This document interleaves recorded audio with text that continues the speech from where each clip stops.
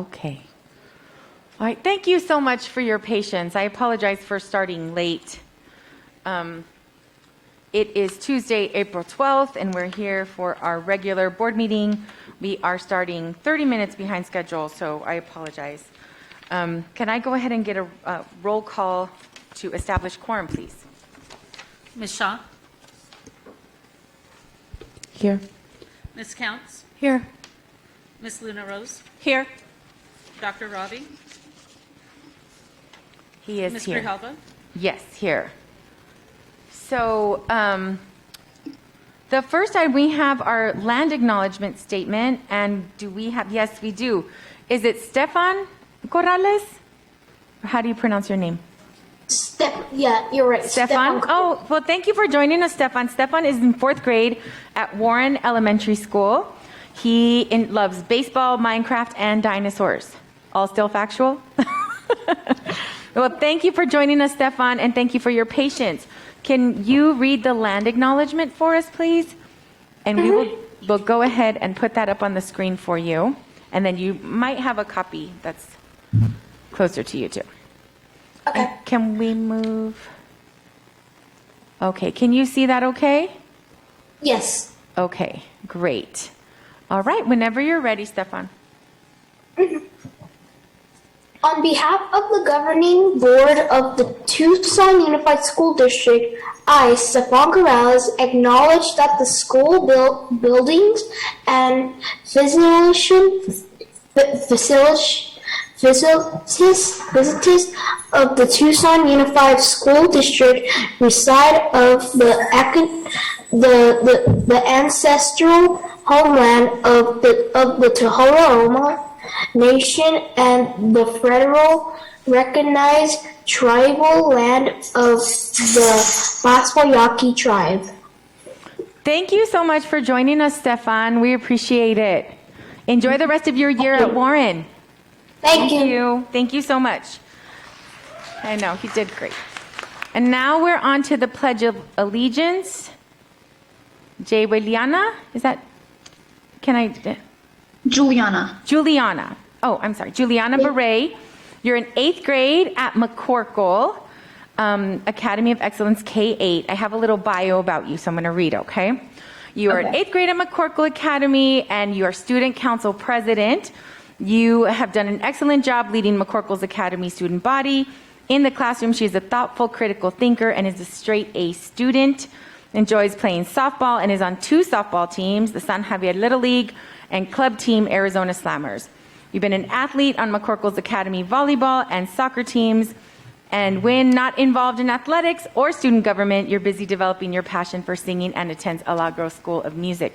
You are a very, very busy student. So thank you so much for joining us. And I'm wondering if you could lead us in the pledge. Yes. Okay, great. We're going to put a little graphic of the pledge or the flag right there. And whenever you're ready. Okay. I pledge allegiance to the flag of the United States of America and to the republic for which it stands, one nation, under God, indivisible, with liberty and justice for all.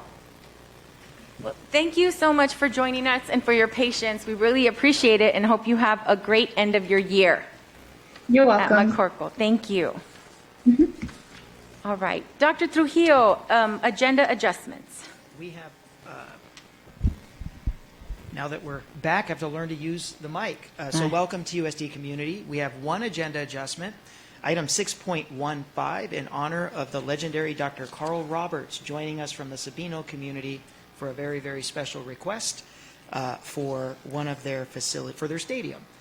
So out of respect for him, we'd like to move this item up to immediately follow the call to the audience due to the amount of candidates that are here for appointments. We want to prioritize those appointments, so we won't be moving any other agenda items up. Okay.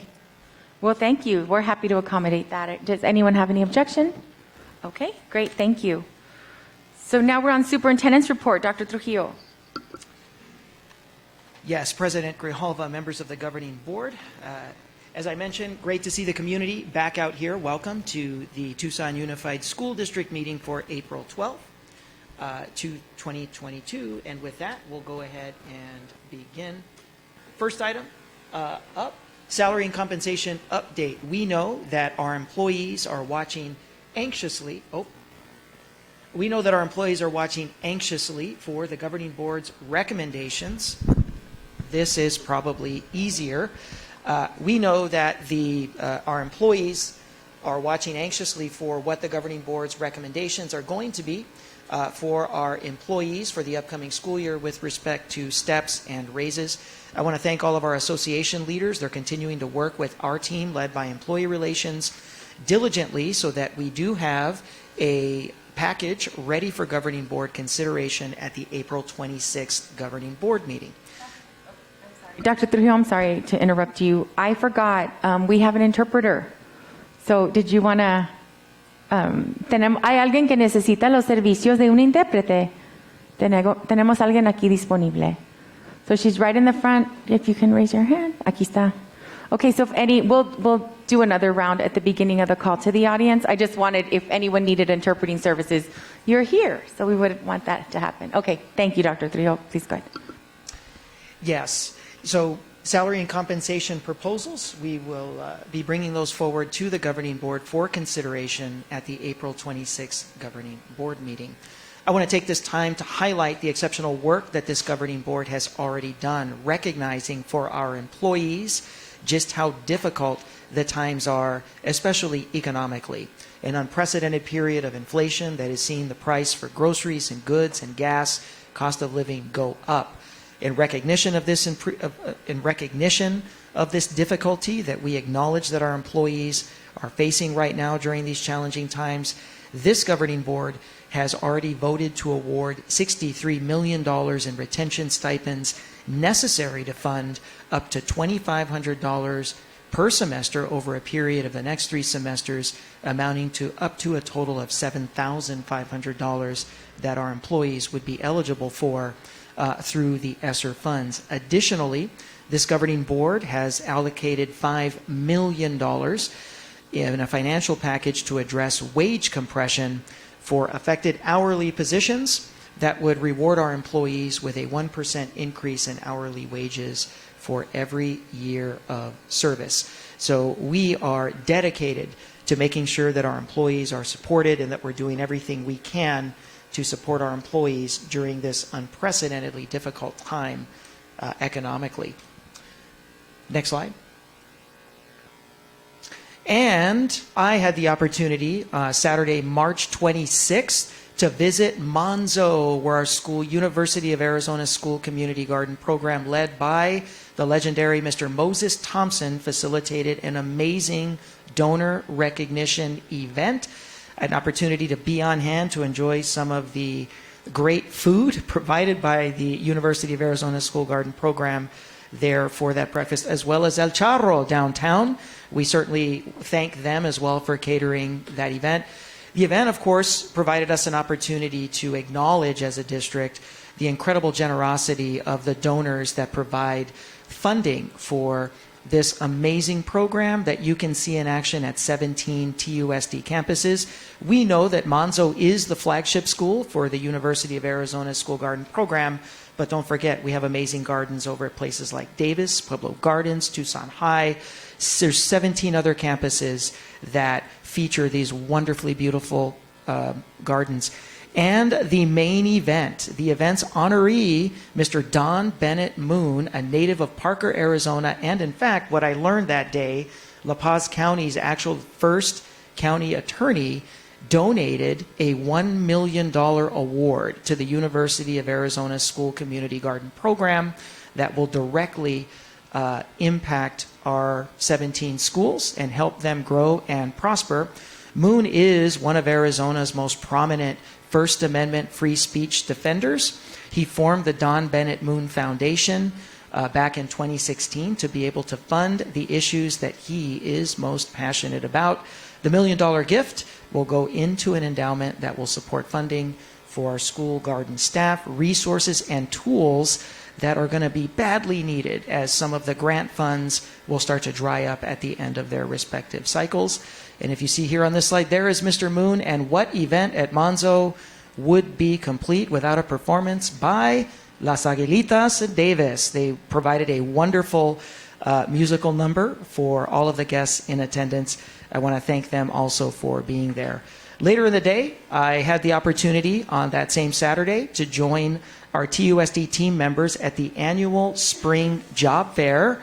That was Saturday, March 26th. The district held its annual Spring Job Fair at Catalina High School.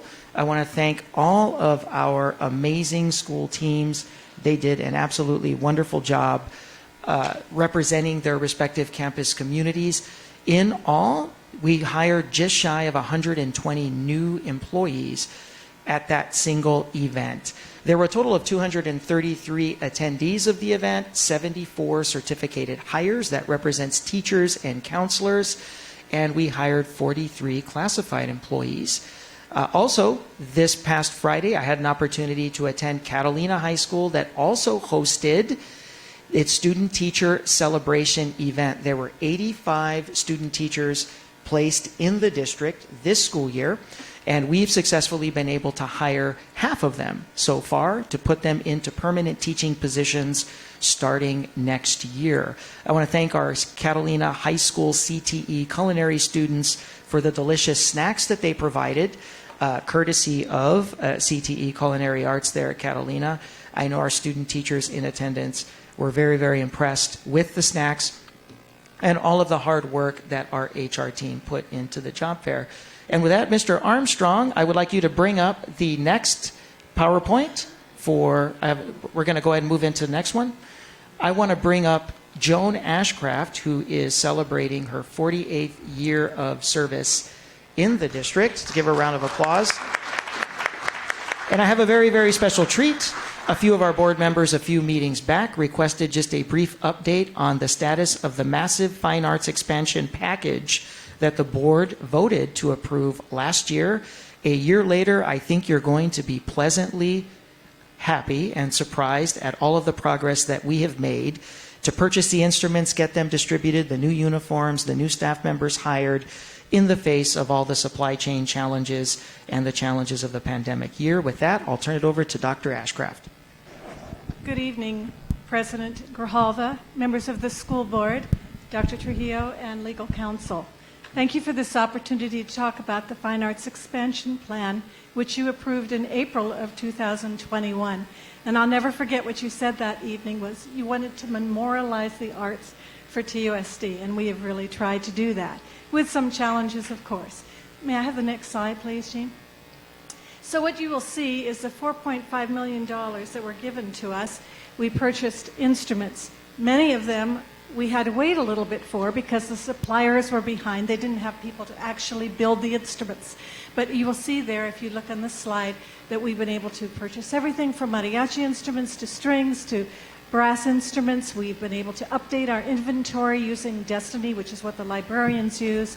The old instruments are being refurnished and their parts are being used for other instruments. And so that breaks down for you there the school year 21, 22, and 23 use of the money that you gave us. Next slide, please, James. We're very proud when we can showcase our new uniforms in two categories. First of all, the marching band uniforms, orchestra and choral uniforms that included everything from the hats to the gauntlets to the pants. And you will see there that we were able to outfit Sabino High School with a band, orchestra, and choir, and Choya. Their uniforms are on the way. Next slide, please. And I'm very pleased that we were able to provide mariachi uniforms for several of our high schools. They were thrilled to have this money available, and also for Hollinger, Pister, and Davis, and Roscrooge. And we are still waiting for a few of those uniforms to come in, but you will see there the Hollinger uniform in blue, and you'll see some of the other students there from the different high schools, Choya, and of course Pueblo High School. So they're proudly wearing those uniforms. Next slide, please. Allocation of funds, you gave us money for instance, the choral people to buy music, which has been difficult for them to do, for the dance people to improve what they do with the dance theaters in which they work, and theater arts to be able to buy scripts and to take their students to unique performances, and of course visual arts for supplies from elementary through high school. That money will cover them for next year as well. Next slide, please. And additionally, you approved the hiring of 14 additional staff We went for music people first because of the many years of research that we've had with opening minds through the arts and the work that we know that music does in terms of brain development. And then we also supplemented that with the visual arts staff. Very proud of the people we have. They are outstanding teachers, and we now have every elementary school covered. Now, obviously, we're going to have a few retirements at the end of this year, and we'll have to replace. But all in all, we are very pleased to have this, the first time in the history of TUSD to have an arts person in every elementary school. I also want to let you know that today I took the Arizona Department of Education and the Tempe Elementary School District on a tour of OMA at Lineweaver and House School, and they were extremely impressed. As a result, we're doing filming with them this summer during summer school, talking about the role of fine arts and social emotional learning, which we know happens. And so we're going to be filming for them. They will be using those videos as training videos for teachers at the state level and throughout Arizona. And the last slide, please. You've seen this slide before, but I love it because it sort of encompasses everything that we do in our schools. And we are so proud and pleased to have your support as we move forward. And thank you also, Dr. Trujillo, for everything you've done for the arts. President Grijalva, members of the governing board, that concludes, on a very happy note, the superintendent's report for this evening. Thank you so much, and thank you, Ms. Ashcroft, for coming and giving us an update. It's really great to see. So now we're on to a call to the audience, and I'll turn it over to Ms. Luna Rose. Thank you, President Grijalva. Good evening. During the audience call, the board clerk will recognize speakers and maintain order by setting appropriate limitations. The governing board is committed to the safety of the entire TUSD community. In order to observe the recommended safeguards for reducing the rate of spread of COVID-19, the following procedures related to call of the audience portion of the board meetings will be observed. All public comments for the meeting were accepted by either emailing or calling the board office to have names added to the list, or by emailing written comments to be read to the record by noon of the day of the meeting. If public comments were sent in, they will be read into the record by the program coordinator of staff services to the governing board. Individuals addressing the board should observe rules of propriety and good conduct and refrain from impertinent or slanderous remarks. TUSD serves students from all ages, so all speakers should be aware that children may be present or may be listening. Our staff will make sure each board member receives a copy of all written comments. At the conclusion of call to the audience, the governing board president will ask if individual board members wish to respond to criticism made by those who have addressed the board, wish to ask staff to review a matter, or wish to ask that a matter be put on a future agenda. By law, at most, 2 board members can address any single issue raised during the call to the audience. And our first speaker this evening, which is in person, is Mr. David Richter.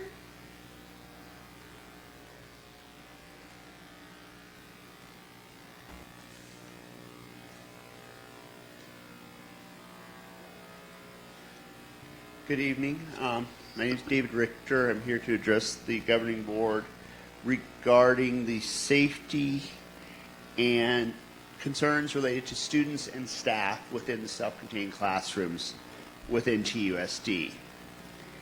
There has been an extreme lack of guidance from exceptional education leadership regarding what those safety policies are and how we are to enforce those policies as teachers and classified staff within the classroom.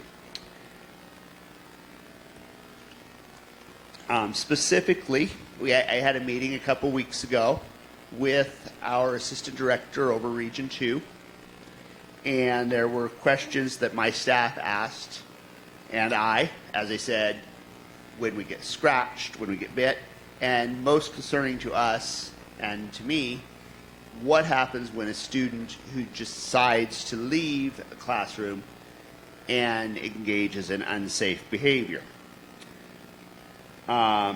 We were told during that meeting that students should not be restrained when they are exhibiting in self-injurious or injuring others, despite the fact that we're all trained in procedures when that does need to happen. Exact wording in that meeting, and this is a direct quote, is if you get scratched your bit, it's because you're too close. There was literally no guidance whatsoever, as I said. There was also questions, as I said, about students who elope and may create issues for themselves. And they said everything kept coming back to, well, board policy says. I would like in this forum to hear what board policy says regarding the ensuring of safety for me, for my staff that work within the and all self-contained teachers, not just mine, as well as the need to protect our students, which is obviously the most important factor in all of this. Thank you. Thank you. Thank you. Really quickly, just a reminder, a call to the audience, we can't respond, but we can ask staff to look into an issue at the end of the call. Okay, thanks. Thank you. Next speaker in person is Miss Gloria Copeland.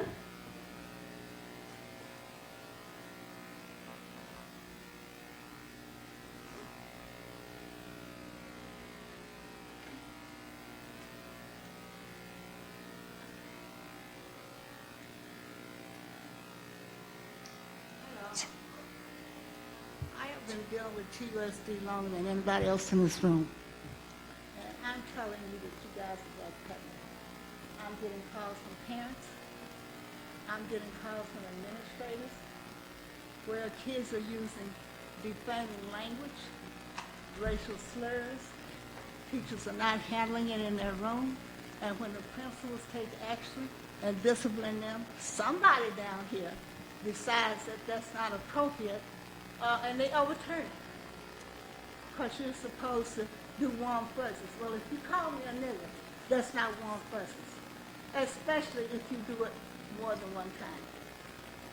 I don't know what's happening. I don't know what's going on. You have a big issue at Borton. I'm not getting into that, but I'm here to tell you, the person who has been pushed forward and pushed forward and pushed forward. I was in Texas and somebody called and told me that was his job. But you needed to look at his record before the principal who's there now and ask, why was he an assistant principal at the school that he's at now, and the site council didn't want him, the parents didn't want him, and the teaching staff didn't want him. And when you have someone like him who is so irresponsible that he thinks it's okay to dress up in an FBI outfit and bring 3 Latino kids and 1 biracial African-American kid and say, and let them dress up as NWA, one of the rap groups. And he's at a school that has the largest, this is considered a majority-minority school, and Borton has the largest African-American population in this district. That's not okay. That's wrong, and that's not the school he needs to be in. In fact, I don't even know, according to the Unitary Status Plan, if he ought to be working in TUSD at all. And I know I have more time, but I'm gonna sit down, because I know you guys know about all this, because you got letters from the base commander, you got letters from the parents, you got letters from the site council, you got letters from the principal. And if you sit there and choose not to look at the irresponsibility of this administrator or the racist piece that's attached to this, then shame on you. Thank you. Next speaker is Miss Lorraine Richards. She has family notes. She won't be. Okay, thank you, Ms. Copeland. And our next speaker is Mr. David Camacho.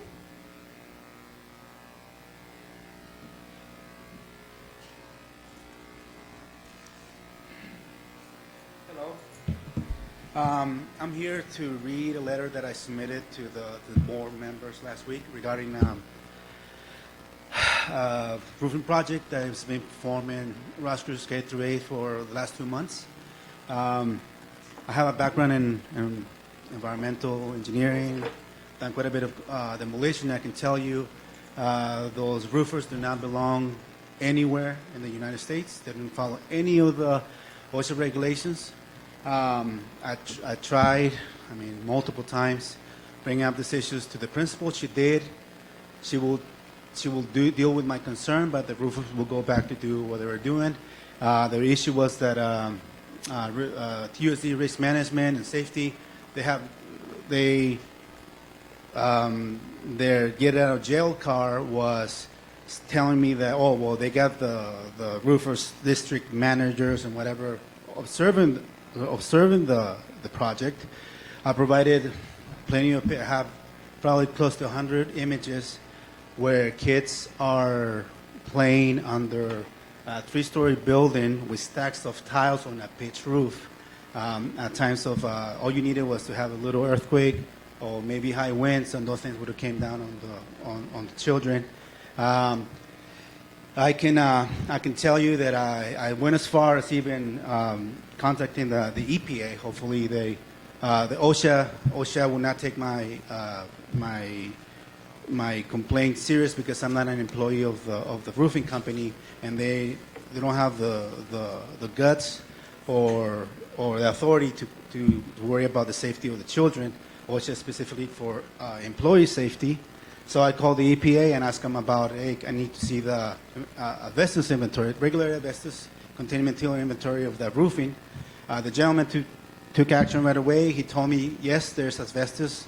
TUSD has an excellent inventory of what the asbestos is, but it's below the limits. So the OSHA regulations don't kick in. Well, I'm sorry to tell you, asbestos is asbestos. There's things you must do to protect the health of the employees or those around them. Is as simple as put a coating material on the asbestos material and then put it in a bag. If it doesn't meet the limits, then you can dispose of it anyway. None of the rules were followed. There's no way this company is following any of the OSHA standards when it comes to that. And in fact, if you go to Rutgers right now, I could show you in the images that these people are not properly isolating the areas where are danger. And if you don't believe me, I was pleasantly surprised when I went to 130 West Congress and I saw that they're handling that project exactly as you're supposed to with the chain link and the overhead protection. Anyway, that's it. Thank you. Okay. Next letter will be read from Ms. Butts Putnam Hidalgo. Dear Superintendent and Governing Board, I can only imagine that the court's latest order is very exciting to you, as it spells out the end of court oversight in a decades-old desegregation case. That, however, is on the heels of a ruling on date and a correction on some procedures that show that the district is still far from actual efforts at compliance. TUSD's legal team has consistently tried to get away with offering a bare minimum in order to secure its clients' release from the order, and neither a number of disinterested governing boards nor superintendents have tried to change that. If, as the court specifies, it is up to the community to be vigilant, where are the assurances that TUSD will listen and act on community input? What will be the structure of community vigilance and input? We keep voting in board members who claim that they will advocate for the most disfranchised students and then forget that promise immediately upon taking office, apparently realizing that loyalty to the superintendent is more important than loyalty to those students. The court suggested idea that putting all the relevant data on the district website is sufficient to qualify as outreach is insufficient and almost laughable. TUSD Family Centers could and should be used for outreach. The district should hold meetings explaining the compliance data and a follow-up meeting listening to the community input. These meetings should not be the district's usual legalese and formulaic presentations, but geared towards actually educating the community. And the follow-up should not be solely on internet survey either, but in-person meetings focused on getting authentic input. How else will the district and the current governing board prove to the community that it does in fact have a commitment to desegregation? Betts Putnam Hidalgo. Thank you. Next letter to be read will be from Ms. Lillian Fox. This month, Superintendent Trujillo, with the support of HR Executive Director Hauser it appears to be usurping the board's exclusive authority to fire or lay off TUSD employees. The board should refuse to approve consent agenda item 5.2, talent acquisitions, with its nearly 5 pages of separating employees. The very first page of Dr. Trujillo's employment contract says it is the board's exclusive authority to hire and fire TUSD employees and to set employee compensation.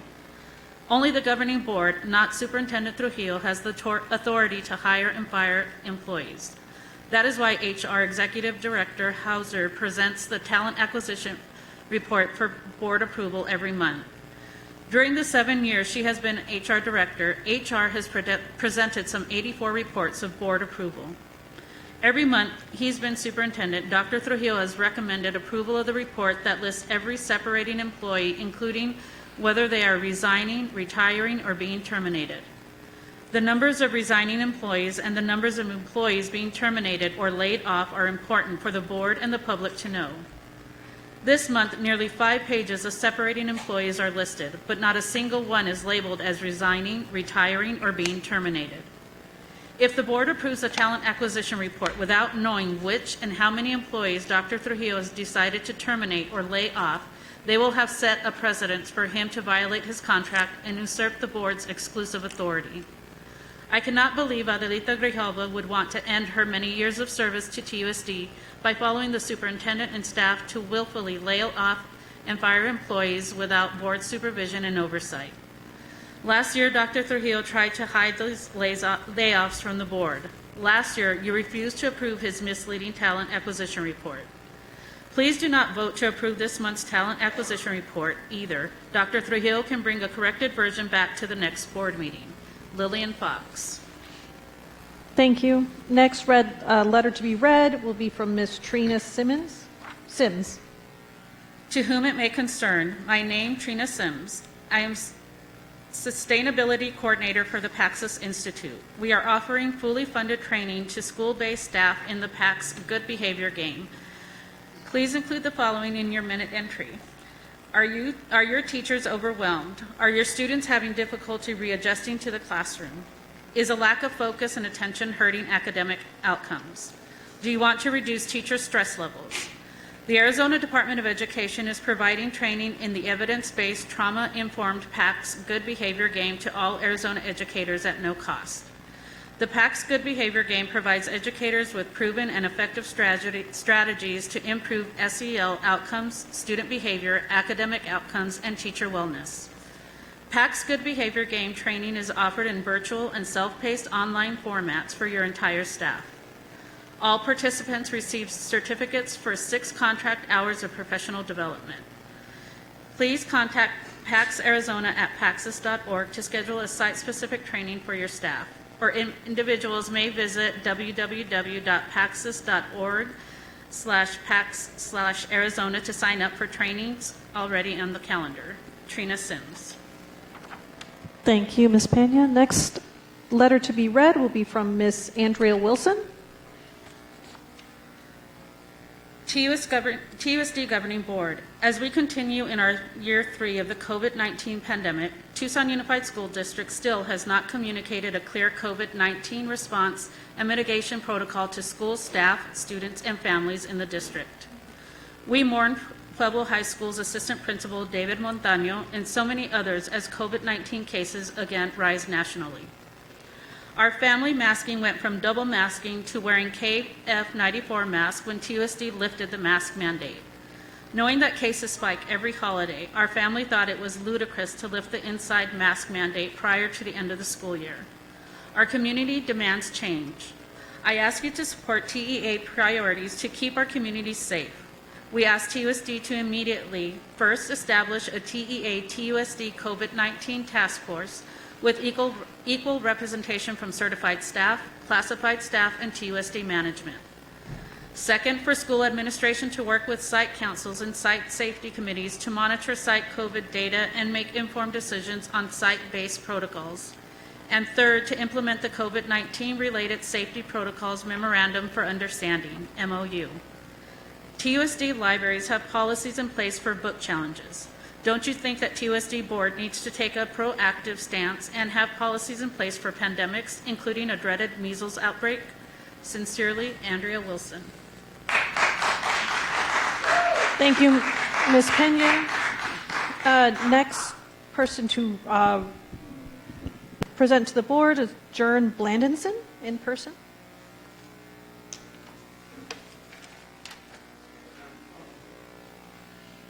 Gern Blanston actually is Oh, pronunciation there. thank you. Yep. Unusual name, I know. Just waiting for this to boot up. I had to shut it off because the battery was running low, and I want to read something at some point here. But on the tail of the last letter to be read, I want to just be here to say, first of all, I want to thank you, board, for doing a fine job of working through this past couple of years. I know it's been challenging. I want to thank you for your leadership. I want to thank you for being respectful of parents and students. I want to be thanking you for a lot of things. Unfortunately, I can't do that. I can't do that because the way I feel is completely opposite of that. I don't feel that you have done a good job. I don't think you have done a good job for the students or for the parents. My primary concern, of course, is for my kids. Anyway, I know my time is limited, as is my battery. So, the Arizona State Constitution is very clear when it comes to parental rights. I don't know if any of you have read that. I don't know if any of you have read that. So I'm just going to read a couple of things here from that because actually that's important. I understand that in today's society, law no longer matters so much because, well, anyway, the bottom line is it doesn't. Okay. Parental Bill of Rights, Arizona State Constitution, the liberty of parents to direct the upbringing, education, health care, and mental health of their children is a fundamental right. This state, any political subdivision of this state or any other governmental entity shall not infringe on these rights without demonstrating a compelling governmental interest. There, of course, are exceptions. All parental rights are reserved to a parent of a minor child without obstruction or interference from this state, any political subdivision of this state, or any governmental entity, which I assume education must be because you're also in here, Title 15. We're actually in Title 1. I don't know if that really means anything, but the Parental Bill of Rights is in Title 1. The right to make health care decisions for the minor child, including rights, and then it goes on pursuant to something else, not germane to this topic necessarily. Clearly, there's some limitations to a parental right to their kids' health care. This past couple of years, y'all have infringed my right as a parent. That really upsets me. I hope whoever's coming up for re-election here is out soon, and hopefully the rest of you too. Because honestly, I don't think you fully understand. Maybe you do. I'm hoping you don't. I'm hoping you don't understand what my rights are as a parent, but maybe you do. Anyway, thank you. Thank you. Thank you. Next letter to be read is from Ms. Jennifer Roll. Dear Governing Board President Grijalva, Governing Board members, and Superintendent Dr. Trujillo, I have been an educator with the district for over 10 years. I am also the mother of an amazing, energetic, little 5-year-old boy who attends Brickta Infant and Early Learning Center. My son has been attending this fantastic center since he was 5 months old, and now that he is 5 years old, he is preparing for his transition to kindergarten. On Monday, April 4th, us parents received an email stating that students who will be 5 before August 1st will need to choose alternative care for the summer. We then received a follow-up email on Wednesday, April 6th, stating that our kiddos' last day at the IELC will be on Friday, May 27th. Being that we are at Brickta, we as parents were given the option to send our children to either Lineweaver or McCorkle for summer childcare on a first-come, first-served basis. This is utterly ridiculous. My son is already going to make a huge change by going to elementary school, but to have him now go to yet another school or any other child care center prior to the big leap is not right and completely unfair. Our children are only 5 years old, and they will be thrown into a brand new school with less than 2 months to prepare. Isn't TUSD's mission to put our kids first? This decision to kick out our 5-year-olds is not putting their needs first. I ask you all as governing board to reinstate the summer program for our 5-year-olds and allow the transition to be as easy and painlessly as possible. Our kiddos have been through enough within their 5 short years of life. Don't make their memories of entering school a horrific one. Thank you, Jennifer Roll. All right. Thank you, Ms. Pena. Next, we'll hear from Virginia Bichet. And my apologies for butchering your last name. Should be in person.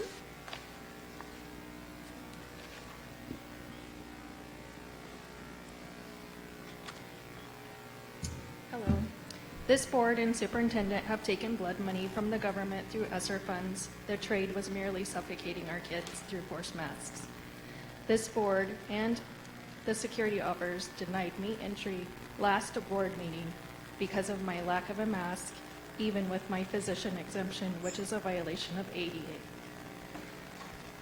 Masks may be an option now, but we've all seen how this board and district love having control by way of mandating masks. It would not surprise me if they return tomorrow. You've also given the authority to the superintendent and administration to change the guidelines at any point. That is not up to you to give power away. The board is not here to give up powers to the superintendent or administration. You say the COVID measures were in the name of safety. What about all the children that died because of your mandates? Are they important to you, or do they not matter? My friend's daughter attempted suicide because of your mandates, and I actually met a lady in the audience that lost her niece, and now you guys ignore her. Masks cause staph infections, strep infections, anxiety, depression, hypertension, throat abscess, bacterial pneumonia, and can lower your immune system. I now have an enlarged heart from forced masking, which falls on you. If any of the mandates were actually in the name of safety, or if you actually feared for your life, then Mr. Trujillo would not be in the schools filming, taking pictures without his mask.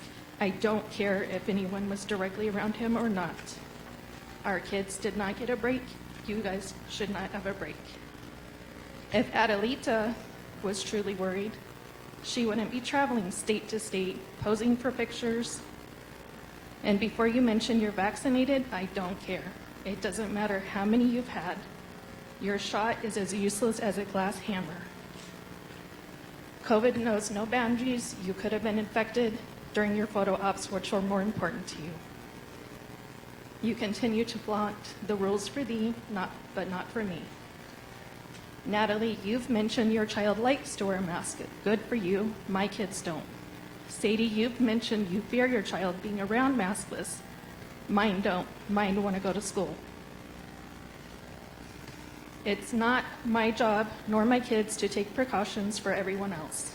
Everyone needs to take responsibility for themselves.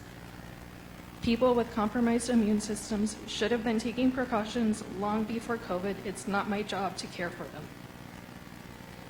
These past 2 years, this board has been more concerned over safety measures than making sure our children are getting a good education.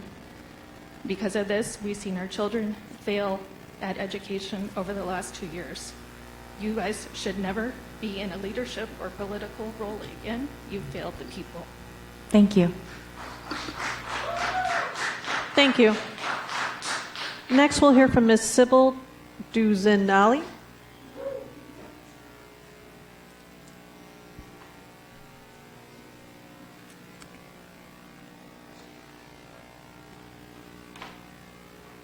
Thank you.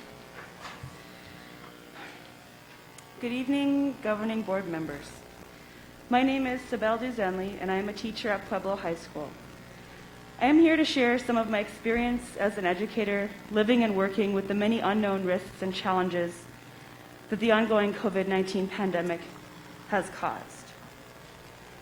The most difficult challenge our campus community dealt with this year was confronting the reality that COVID-19 and the lack of consistently enforced mitigation measures, which contributed to the death of a beloved member of our community, David Montano. Mr. Montano was our assistant principal. He was dedicated to helping our students succeed. In particular, he helped foster the college-going culture at Pueblo and was dedicated to making our school a better place for everyone. Mr. Montano died on February 8th of this year after a difficult struggle with COVID-19 and pneumonia. Mr. Montano had a pre-existing condition that made him especially vulnerable to the virus. I found myself asking so many what-if questions during the week following Mr. Montano's death. What if he had been able to contribute to our community from home, to feel productive and connected without sacrificing his health and eventually his life? Teaching in public education should not be a death sentence, and yet it often feels like educators are asked to make choices that go against their own well-being and against the well-being of their students. I am here to ask that TUSD be proactive in establishing a framework for future health-related threats to our communities. This framework could help us to avoid tragedies like this in the future and safeguard us against the type of stress we've all struggled through since the pandemic started. We are asking that you work to protect us, our students, and the integrity of our district. Before I leave, I want to thank you. I want to thank the board for doing one thing that I think really helped to protect us and our communities. I want to help you for making the TUSD Virtual Academy a possibility for our students who did not feel safe coming to school in person, and for those who did not feel comfortable wearing masks or getting vaccinated. I'm really grateful that TUVA was available to our students. Thank you. Thank you. Thank you. Next letter to be read will be from Ms. Jean Kapusinski.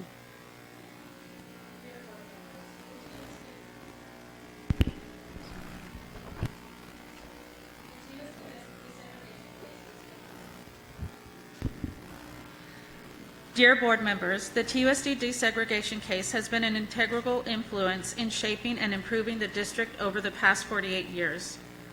District parents and employees should be kept abreast of the status and activity occurring in the desegregation case. Many district stakeholders do not have access to the legal documents and court orders and deserve a transparent and accurate account of what is happening.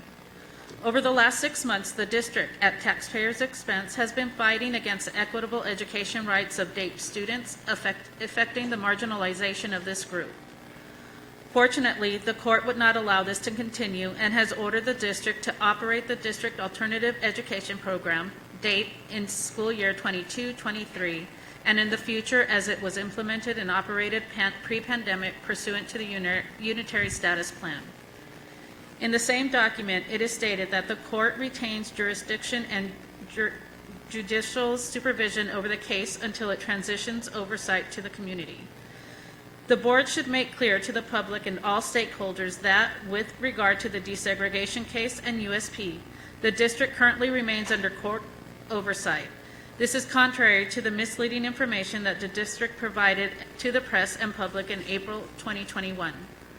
Unfortunately, due to its actions over the last 6 months, the district has demonstrated that it cannot be trusted to maintain critical aspects of the Unitary Status Plan once it is no longer under court oversight. Also, in providing the court and public with false and misleading information and data, the district has demonstrated that it cannot be trusted to maintain truth and transparency under the Post-Unitary Status Plan reporting plan. Even more regrettable is that this happened at the discretion of Superintendent Trujillo as a vindictive reaction to the derailment of his agenda. In other words, not getting his way. The current dilemma was completely unnecessary and avoidable. It is appalling that one person's insistence has obstructed the district's attainment of unitary status, now 48 years in the making. What now must be done to repair the damage, and how long will it take? Board members, you have an obligation to advance the district's pursuit of unitary status. Your inaction allowed the transgressions, now obstacles, to occur. Sincerely, Jean Kapusinski. Thank you. Next letter to be read is from Ms. Dawn Fradette. Dawn Fredette. As a community member, TUSD employee, and grandmother to 3 TUSD students, I am concerned about the newest COVID policies. Now that we have switched to COVID community levels rather than COVID transmission levels to determine our mitigation measures, the entire county will probably never go into the red again. We have outbreaks in individual schools or clusters of schools, but since the entire county will remain green, mitigation strategies will not be put in place to protect the health of students and staff in those schools. TUSD needs to have procedures in place that will require individual schools to return to mitigation strategies such as distancing and masking if numbers increase in a particular school, regardless of the county numbers. These policies must be transparent to students, parents, and staff. Sincerely, Dawn Fredette. Thank you. Next, we'll hear from in person, Gage Stewart.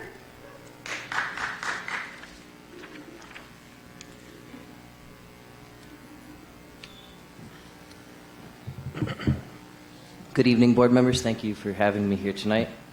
My name is Gage Stewart. I'm a first-year teacher at Pueblo High School.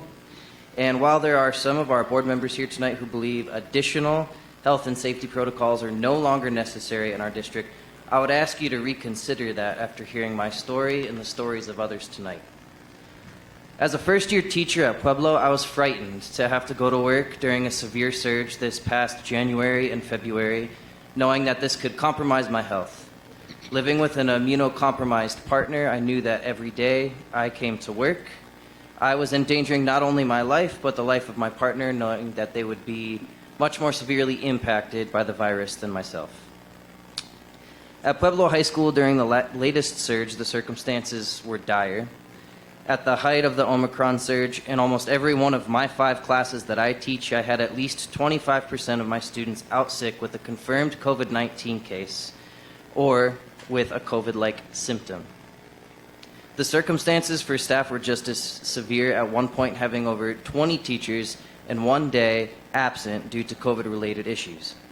What's more, as mentioned already by some of my colleagues here, we experienced a completely preventable death of one of our school administrators who had a pre-existing condition and was forced to come to work. I couldn't help but ask myself, who's next? Would it be me? Would it be my partner? Would it be one of my students?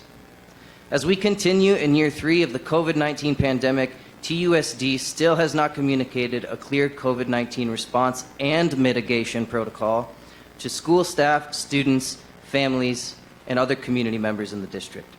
As we navigate new surges and as we mourn the losses at our schools, it is better to have a plan in the face of a new surge and be prepared than suffer watching more of our community fall ill or worse. Working in public education should not be a death sentence. Therefore, to keep our community safe, we ask TUSD immediately establish a TEA TUSD COVID-19 task force with equal representation from certified staff, classified staff, TUSD management, and other community members. And to implement the COVID-19 related safety protocols memorandum of understanding provided to all the board members prior to this meeting. As our elected officials, we ask that you act quickly and with integrity, because the lives of the TUSD community and beyond truly depend on it. Respect and solidarity with our students and our classified staff who are fighting for decompressed wages and longevity. Thank you. Thank you. Thank you.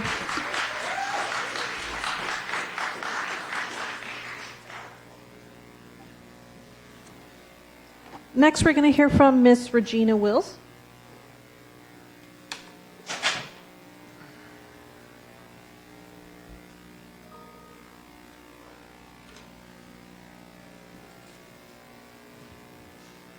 Good evening. My name is Regina Wills, and I'm employed at Borman K-8. I have been volunteering there for about 12 years and have seen Borman go from a D to an A school. Why? Because Miss Sisler and Miss Bonner have dedicated themselves to ensure that the school succeeds, and they have done an excellent job. I have seen them work tirelessly to make sure that the staff, students, parents, and the DM community, the needs are met. Borman is a very diverse school, and our children come from all walks of life. And why would we limit us to pink and blue when we are the colors of the rainbow? Why would you decide to dress up in an FBI agent with a sign saying NWA at a school that is predominantly people of color? That is so unacceptable. Mrs. Bonner has never done anything to disrespect anyone's culture or beliefs, but has worked endlessly to bring people, families, and the community together. Mrs. Bonner is always there to help. I can personally attest to that, and would carry on the culture/foundation that has been already laid at Borman K through 8. I personally know Mrs. Bonner would be an excellent, and I repeat that again, an excellent principal if just given the chance. Do you really care about Borman? Because if you did, you would go back and do your research on Mrs. Bonner, and you would know that she is the perfect, and I'll repeat that again, the perfect person to lead Borman K through 8 into the next century. Thank you. Thank you. Thank you. Next, we'll hear from Mr. William Wills.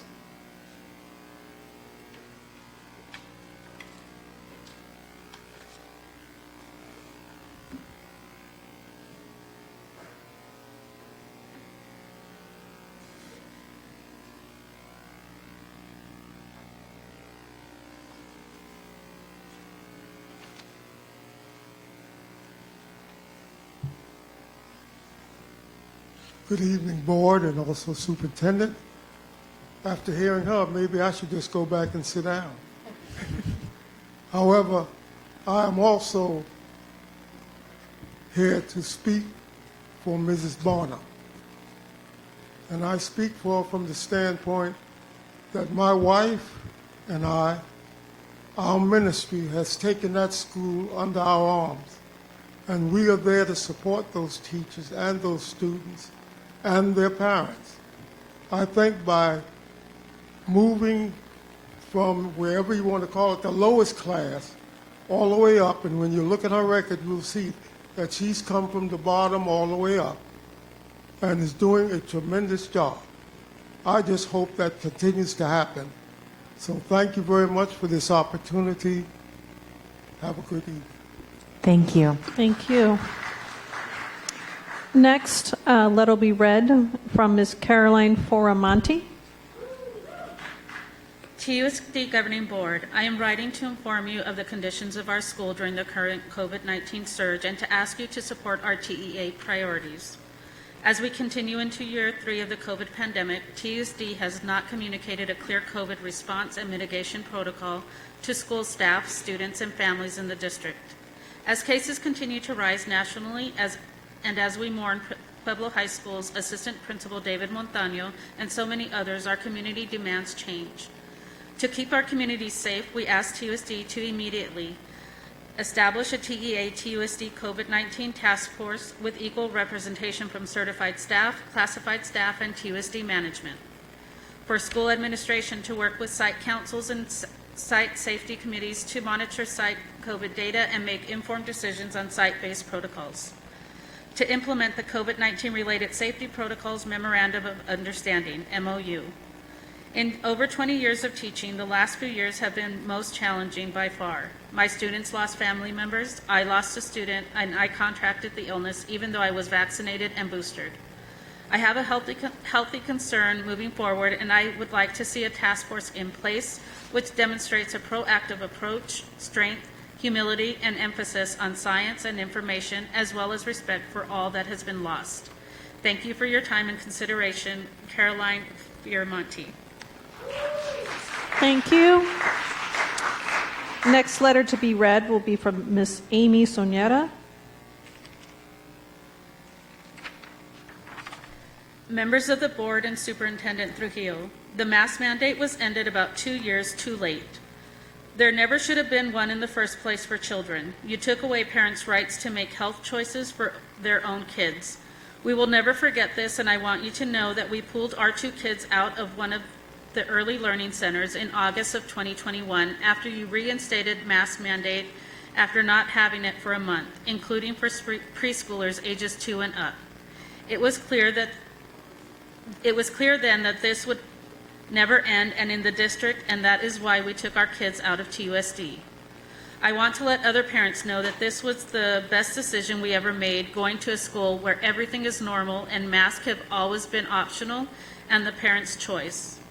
There have been no COVID spikes or closures either. I was so disappointed listening to the March board meeting where Ms. Shaw and others were still making decisions out of fear and installing fear into children by making them wear a piece of dirty cloth over their face, and that doesn't even work.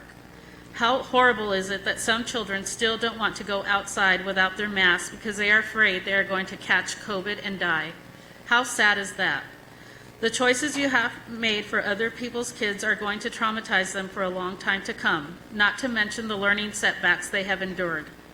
They haven't seen faces and emotions, and they were not able to hear their teachers as well and learn how to speak. This is especially important for the toddlers' development, and you covered their faces. This explains why milestones for kids have been pushed back now. I just want other parents to know that there are other options out there, better options for your kids than public schools, especially this district. There are schools where parents' rights are respected and kids are not indoctrinated with fear, amongst other things.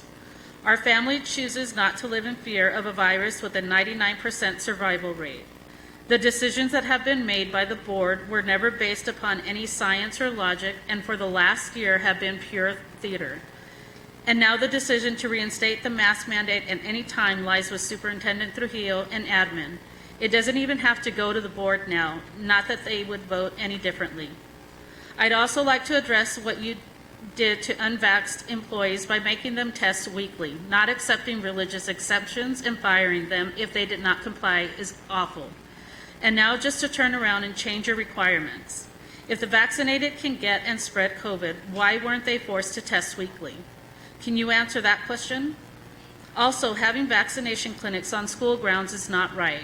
You keep pushing a shot on children that isn't effective, and we don't even know what the long-term side effects might be seen.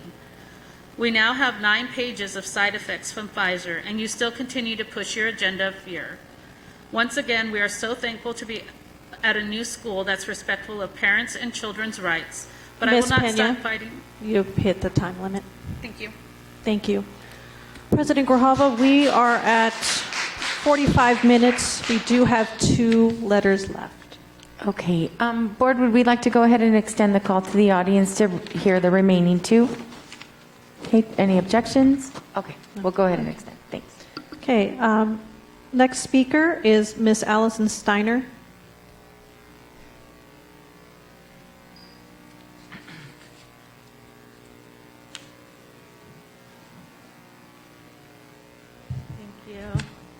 I've never done this before. I've never come to a meeting. And I've learned a lot by listening to how much, and my voice is going to shake, and potentially crying is like 90% at this point, so just put that out there. But you guys hold a lot.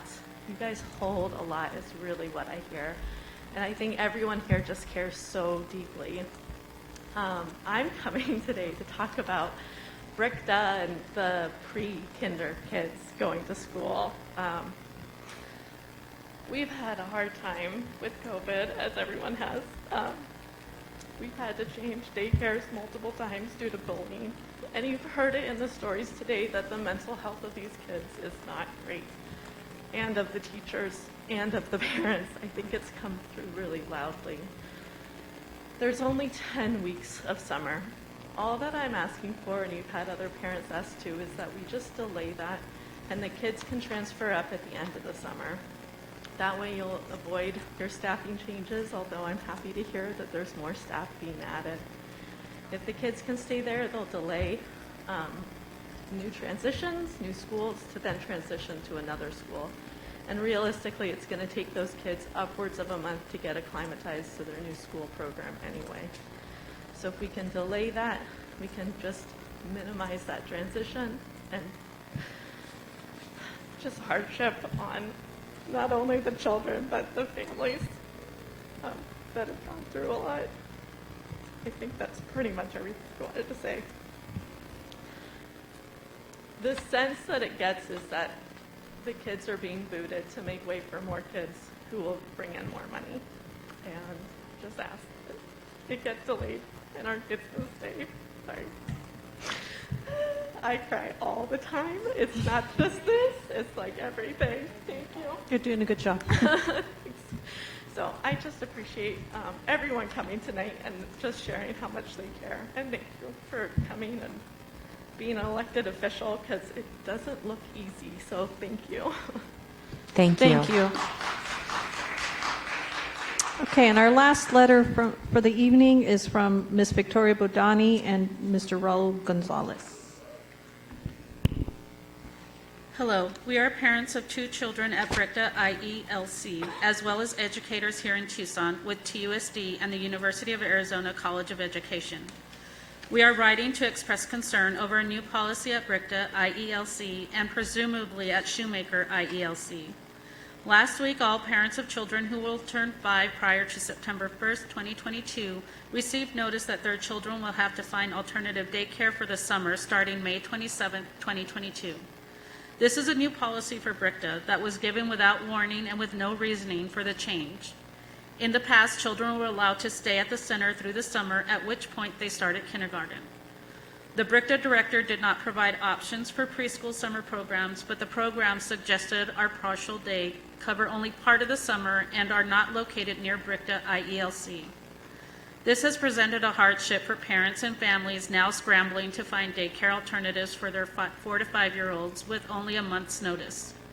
This would also subject the affected children to another transition less than 3 months prior to having to transition to elementary school. We would like to ask that the school board address this issue at the next board meeting to see if the district cannot better meet the needs of these TUSD families, ideally by allowing these children to continue in the IELC programs until kindergarten begins in the fall.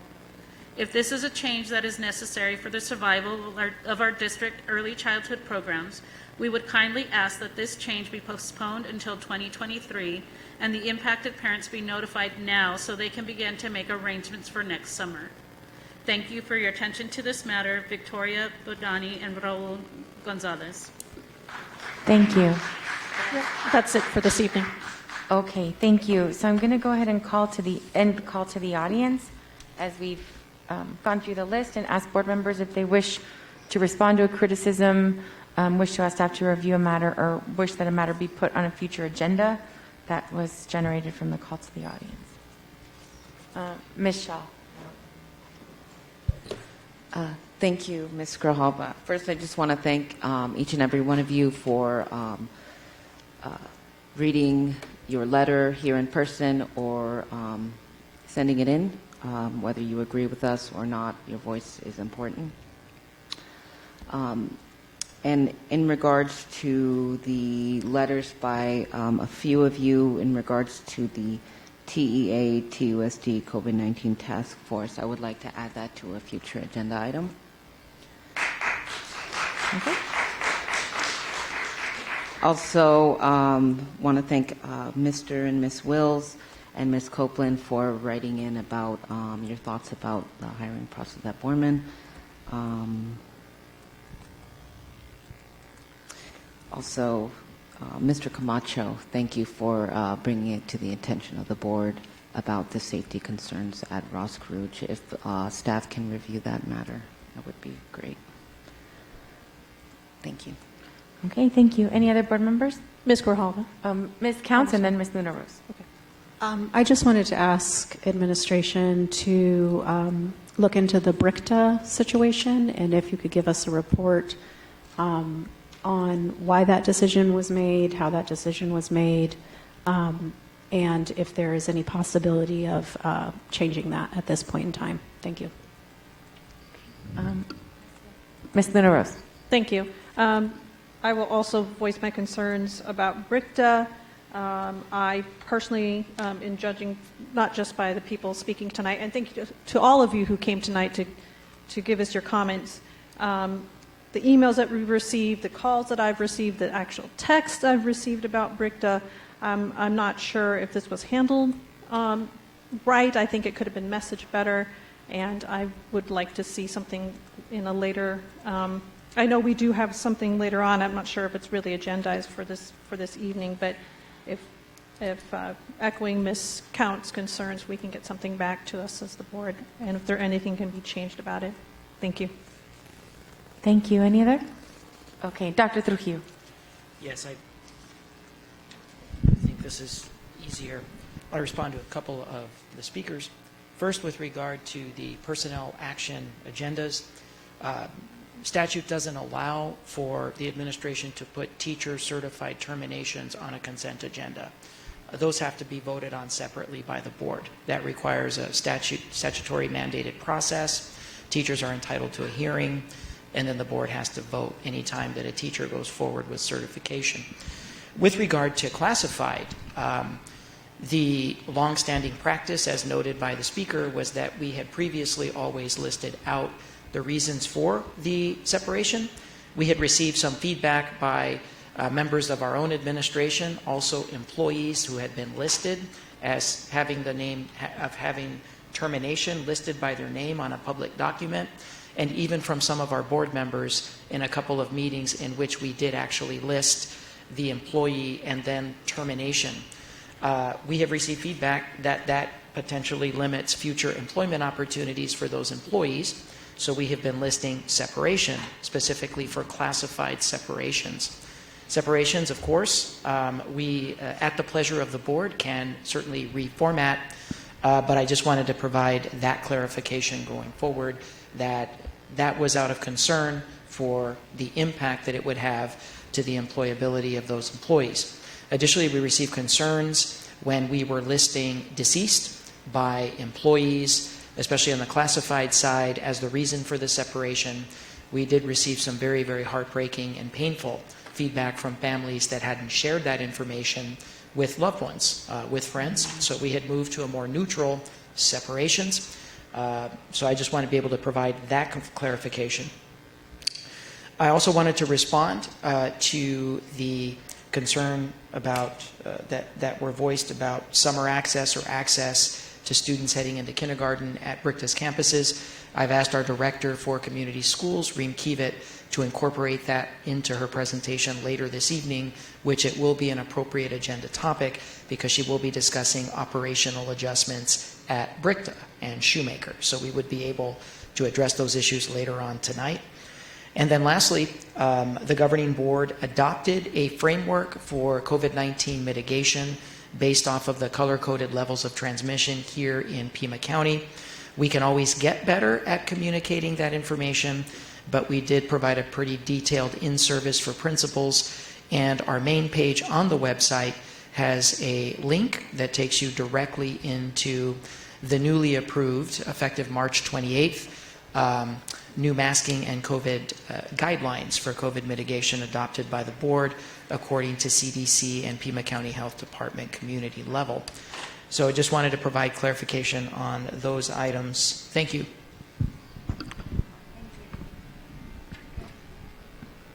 Thank you. Ms. Okay. Grijalva? Yes. Did you want to add another item? I just want to make one more comment. Okay. I'm not sure if any of my colleagues spoke about the concern by Mr. Richter about the self-contained classes and the safety concerns, but if we could get staff to review that. Okay, thank you. Okay, so now we're going to move to item 6.15 on the agenda, and that is request the naming of Sabino High School Stadium in honor of Dr. Carl Roberts. Yes, as a matter of urgency, we wanted to get this item on the agenda because... Thank you. Go ahead, thank you. Ma'am, okay. I think, all right, Dr. Trujillo, go ahead, please, thanks. Yes, Dr. Carl Roberts, a legendary principal of Sabino High School from 1987 to 1996, presided over one of the largest parent-teacher associations in its time in all of southern Arizona. He is a Sabino Sabercat legend. We wanted to prioritize this agenda item because the costs associated with renaming the stadium, particularly the marquee, going up every single day due to supply chain and all kinds of other issues. So I'd like to welcome the newly appointed principal of Sabino Sabercat Country, Mr. Kevin Amadon, to make the official request in line with TUSD Governing Board Policy Regulation FFR to officially rename the facility. Mr. Amadon. Welcome, sir. Yeah, nice to thank see you. Nice to see you all as well. So thank you, Governing Board, Dr. Trujillo, Legal Counsel, for considering this initiative. As you know, I'm a brand new principal at Sabino High School. So I want to also thank Mary Morris, our former principal at Sabino, our site council, and our Sabino community for the work that they put in to try to move towards getting this approved. When I took over, it was made very apparent to me that we were in the middle of this process, and it was very important to the Sabino community. So as opposed to you hearing my words, I wanted to read to you some excerpts that stood out to me when I read the words of the Sabino community. Sabino has received requests from present and former Sabino students, athletes, staff, parents, and community members to celebrate Dr. Carl Roberts' service to Sabino High School by naming the Sabino High School Stadium in his honor. Dr. Carl Roberts served as Sabino's principal from 1987 until 1996. During his time as the principal, he created a community and what is still referred to today as family. His wife, Connie Roberts, has been a volunteer at Sabino, and daughter, Kyra Curtis, worked as a Sabino guidance counselor for many years. He was a leader before his time, recognizing the importance of technology and grounding his work in education, educating the whole child through promoting athletics and fine and performing arts. Dr. Roberts created the largest parent-teacher-student association in southern Arizona and continues to serve as Sabino's Hall of Fame committee, which began in 2011 and honored him as an inductee in 2012. On December 2nd, 2021, the Sabino High School Site Council voted unanimously to approve the naming of Sabino Stadium after Dr. Carl Roberts. Those were the words of Mary Morris. My excerpts start with, my Sabino position and role as a parent of 3 Sabino students did not heavily focus on Sabino's football program. Rather, I observed as an interested and observant third party. The same qualities of Dr. Roberts' Sabino leadership described above hold for the football program. Under his leadership, outstanding coaches were hired, physical facilities greatly improved, including a new weight room, and a cadre of excellent volunteers encouraged and installed to support the program. The program's notable success helped create a strong community support for not only the football program, but also Sabino High School. Barbara Ayer. As a parent of former Sabino students, we observed firsthand Dr. Roberts' exemplary leadership. His guiding principles were always clear and consistent. Students, with support from faculty and staff, were expected to perform at their highest level. He embraced academics, arts, and sports equally. Dr. Roberts' focus year after year was on establishing broad opportunities for student achievement in and out of the classroom. Debbie Johnson and Louise Pullman. Great principals consider the academics first and foremost, but also understand that sports and the arts are vital to the development of the whole person. Dr. Roberts is now in his 80s and is still an active Sabercat. Sabino is well known for its academic programs, besting other high schools in the district in test scores. This school is also famous for its football teams and famous coaches. Carl Roberts led the way in both areas. His name is synonymous with excellence. He put students first and offered many avenues for their success. Carl Roberts is still an active Sabercat, attending sports events and keeping the Hall of Fame active and strong. I have conversed with him at several of these gatherings. He is more than deserving the honor of Sabercat Stadium being named Dr. Carl Roberts Stadium. Mary Bell McCorkle. Dr. Roberts was very visible on campus and attending most events during his 10 years. After retiring in 1997, Dr. Roberts continued to support Sabino athletics and could be seen on the sidelines at most football games and many other events, including this year. That is 24 years after his retirement that he still continues to support Sabino High School. He has supported the administration that followed him and serves on the committee that helped continue to make Sabino an A school, Bruce Johnson. Sabino students, faculty, staff, and families enjoy a safe, beautiful, top A school because of the solid foundation that Dr. Roberts established. Dr. Roberts was an outstanding leader, leading by example and providing a unique environment that set a standard of excellence that still remains to this day. His confidence and efforts were contagious. As a coach, our programs were very successful, producing state championships, while equally important, holding student and student athletes to the highest moral character. Sabino's football field is utilized by many programs, as well as the Tucson community. I am proud of Sabino and its outstanding reputation that was established by his influence and leadership. I can think of no other individual who has impacted Sabino in such a positive, impactful way, as well as representing the Sabino community as the level of Dr. Carl Roberts, Bruce Williams. Under your leadership, Sabino became a model school for others to aspire to, Beverly Burgeon. Now in his 8th decade of life, and still one of the strongest advocates for Sabino High School, I can think of no other individual more deserving than Dr. Carl Roberts for the honor of having Sabino Stadium named after him, Valerie Payne. So as a former student athlete myself, I remember Dr. Roberts being on the sidelines. So it was an honor and a privilege for me to be able to present to you today. As a former employee of Sabino and current principal, I couldn't agree more with the initiative of the Sabino community, and I highly recommend the naming of Sabino Stadium, Dr. Carl Roberts Field.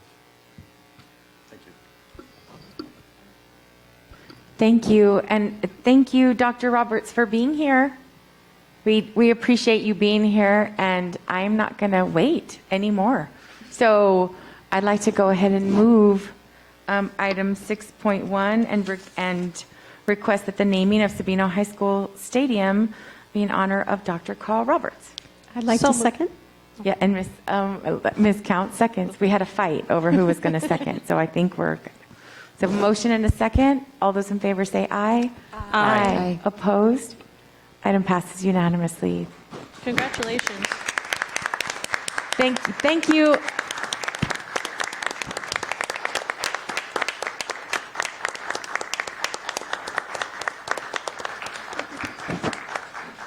Thank you for your service and continued service to the Sabino community and our TUSD community. And if you'd like to say something, you are welcome to. We will sit here and happily.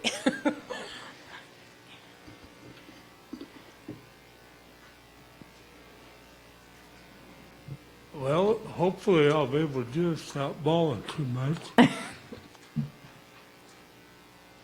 First, I want to thank you for your vote. This is one of the best honors I ever had. And I thank all the people who made it possible. It takes a team to win, and I had a great one. And it's still there. Sabino is a good school. I didn't make it that way. I just helped it move it along. And I had a lot of great help. I had a wonderful wife who volunteered 27 years at Sabino. It's amazing. She did it as well or better than I did. And after I left, our daughter went to Sabino and was a counselor for 17 years. She did a good job, too. So we owe TUSD a big thank you for putting up with us and for this great honor. Thank you very much. Thank you, Dr. Roberts.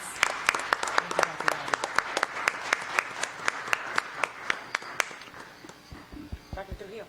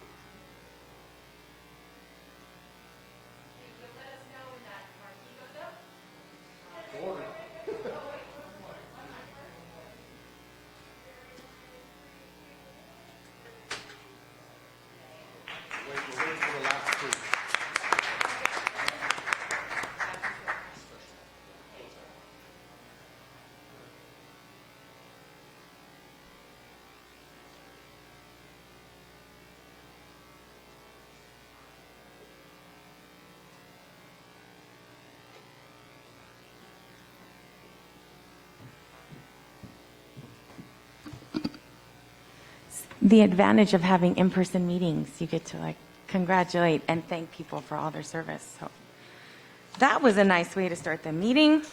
Okay, so now we are back on consent agenda. Dr. Trujillo. Yes, it's okay. President Grijalva, members of the governing board, I present for your consideration the arrangement of the consent agenda, items 5.2 through 5.5 for your approval. Okay. Board members? So moved. Thank you, Ms. Counts. Second. I have a motion and a second. Any discussion? All in favor say aye. Aye. Aye. Opposed? Item passes unanimously. Now we're on action items. Dr. Trujillo, item 6.1. We have a long list. Oh, if board members, if we can remember to vote online. We have a long list of administrative appointments. So we're going to go ahead and start with 6.1, administrative appointment, Principal, Catalina High School. Dr. Trujillo. Yes, President Grijalva, members of the governing board and public, just a couple of logistical notes. Due to the size of tonight's recommendation list, normally in an in-person setting, after each recommendation, upon governing board approval, we would all walk down and take a picture. Logistically, doing that 11 times probably is not the best. So we're going to wait until all of the... We're going to wait until... President Grijalva, members of the governing board and public, just a couple of logistical notes. Due to the size of tonight's recommendation list, normally in an in-person setting, after each recommendation, upon governing board approval, we would all walk down and take a picture.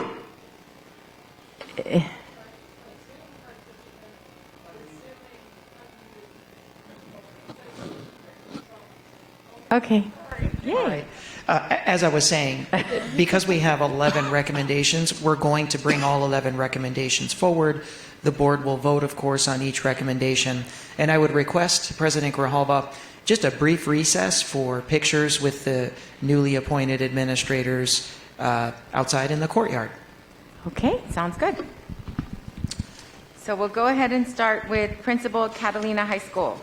Yes, it is my pleasure to recommend a longtime educator and professional developer and pioneer, one of the original architects of the district's famous Mexican-American Studies program, of which she taught for a majority of her teaching career.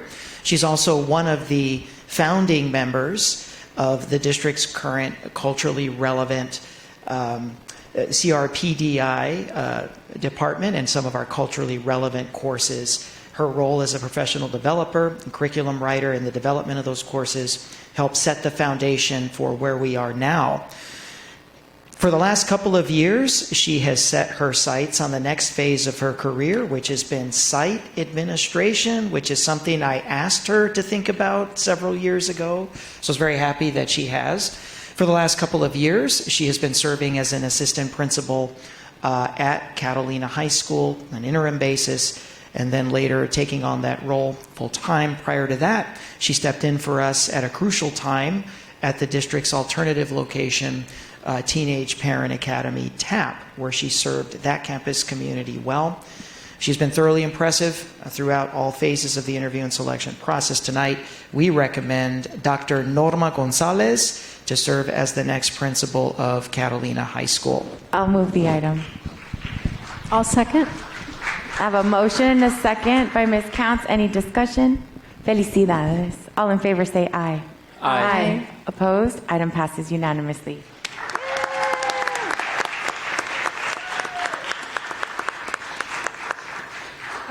Good evening, Dr. Trujillo, board president and board members. I just want to say that I'm really humbled by the opportunity to be able to work with such a beautiful community that Catalina is. I look forward to it, and again, just thank you all. Have a good evening. Felicidades. Thank you. We'll see you in a minute. Okay. Next, 6.2, administrative appointments, Principal, Tucson High Magnet School. Dr. Trujillo. Yes, President Grijalva, members of the board, our next recommendation is a longtime veteran educator of Albuquerque Public Schools, where she proudly served as a site administrator prior to relocating to Arizona. and taking the reins of one of the district's largest comprehensive middle schools at 890, just shy of 900 students, Pister Middle School, with over 60 certified staff serving grades 6 through 8, full-on GATE program, two-way dual language, and of course one of our avid schools, very, very impressive. She has done a world of wonder to move that campus forward, both culturally with the environment for staff and students, but then also creating more access and opportunity for students. So tonight, she has also been very, very impressive throughout the very competitive process for the next Tucson High principal.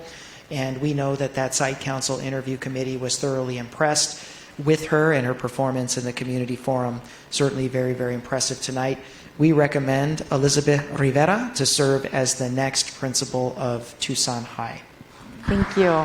I'll move the item. I'll second. I have a motion and a second by Ms. Luna Rose. Any discussion? All in favor say aye. Aye. Opposed? Item passes unanimously. Congratulations. Thank you so much, President Grijalva, governing board members, Dr. Trujillo. I am honored and privileged, and I do not take this lightly. I know I have big shoes to fill. And I would like to say, even though I'm leaving Panther Country for Badger City, I'm excited about the hundreds of former Pister students that will be there to greet me at Tucson High Magnet School, and the many 8th grade students who will be following me there for high school adventures next year. To the Pister community, I love you. I appreciate everything you've done for me the last 4 years. It's been an ideal situation, and I've been blessed to be able to serve that neighborhood. I want to thank my assistant suit, Mr. Lambert. I would like to thank the parents, the teachers, the staff, Drexel Heights Fire Department, Pima County Sheriff's Department, who have been a huge support for our school over the years. And to my family in New Mexico who are probably watching the live feed, I want to say, Triple LT, I love you, and thank you, everyone. Have a good night. Yay. Thank you. Okay. 6.3, administrative appointments, Principal Dodge Traditional Magnet Middle School. Yes, our next administrative leader that we would like to bring forward is a 13-year veteran of the Tucson Unified School District. Got her career started working at Valencia, where she would later return as an assistant principal, but also worked for us as a new teacher mentor, which allowed her to sharpen her skills with professional development and teacher coaching. Since 2016, she has proudly served Kelland Elementary School as its principal, where she has piloted one of the district's largest K-5 campuses to an A-rated rating for the Arizona Department of Education, and one of our most impressive elementary communities. So tonight, we would like to recommend as the next principal at Dodge, Miss Brenda Menegin. Okay, thank you. Board members? I'd like to move the item. I'll Thank second. you. So I have a motion by Ms. Counts and a second by Ms. Luna Rose. Any discussion? All in favor say aye. Aye. Opposed? Item passes unanimously. Congratulations.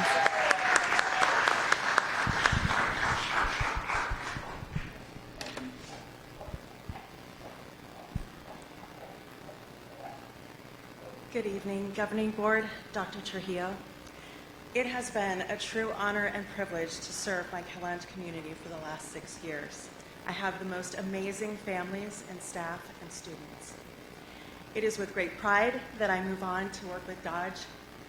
I am so excited about moving forward with them in the service of excellence, and look forward to getting to know their families and their community as well, especially since some of my Kelland students will be there as well.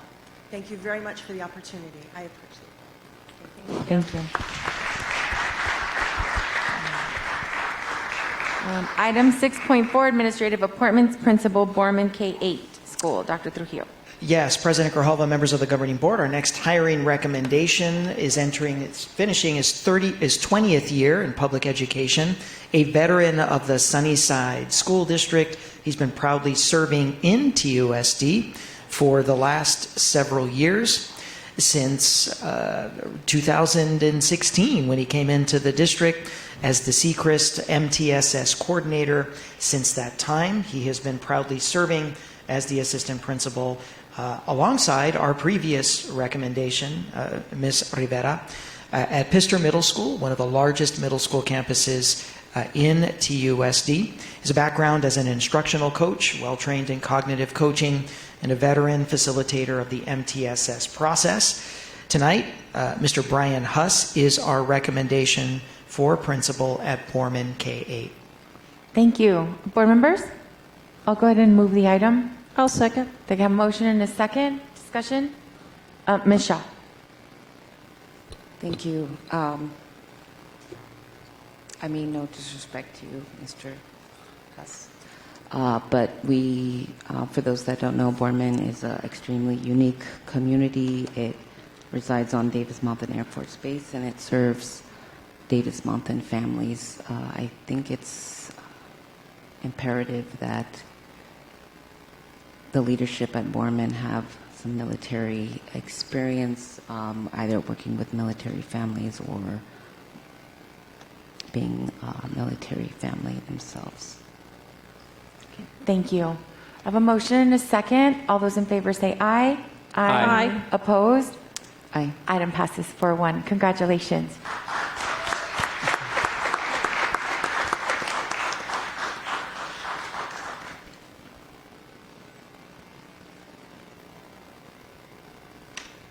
Good evening.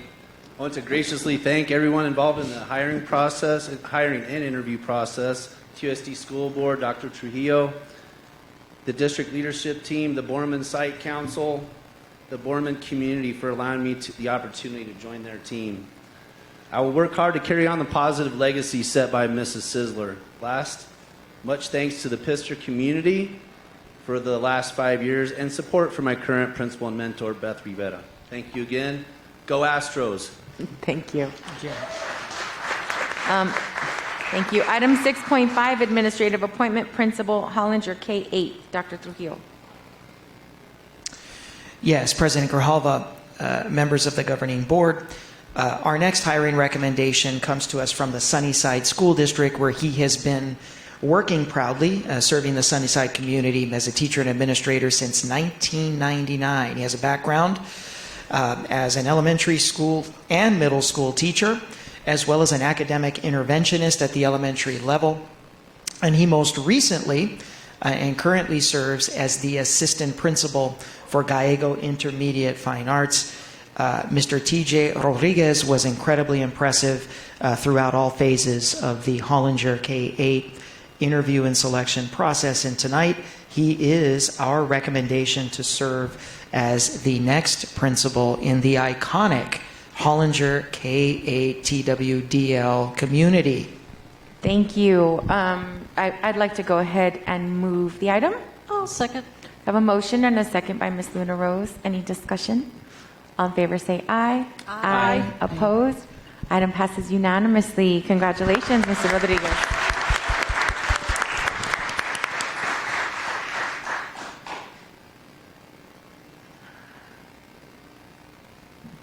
Thank you, Dr. Trujillo, the TUSD Governing Board, and the Hollinger community. I am extremely excited to be a Bulldog, and I am extremely excited to lead Hollinger K-8. Thank you so much for this opportunity. Thank you. Item 6.6, administrative appointment, Principal, Maribel McCorkle, Academy of Excellence, K-8. Dr. Trujillo. Yes. Tonight, President Grijalva, members of the governing board, we'd like to make a recommendation for principal at the district's largest K-8, a K-8 that continues to grow in enrollment each and every single year.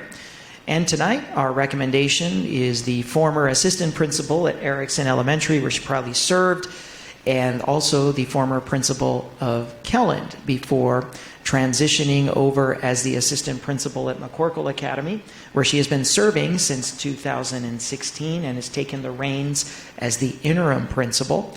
So tonight, we would like to recommend Ms. Deanna Harris to serve as the next principal for McCorkle K-8. Thank you. I will move the item. I'll second. I have a motion and a second by Ms. Luna Rose. Any discussion? All in favor say aye. Aye. Aye. Opposed? Item passes unanimously. Congratulations.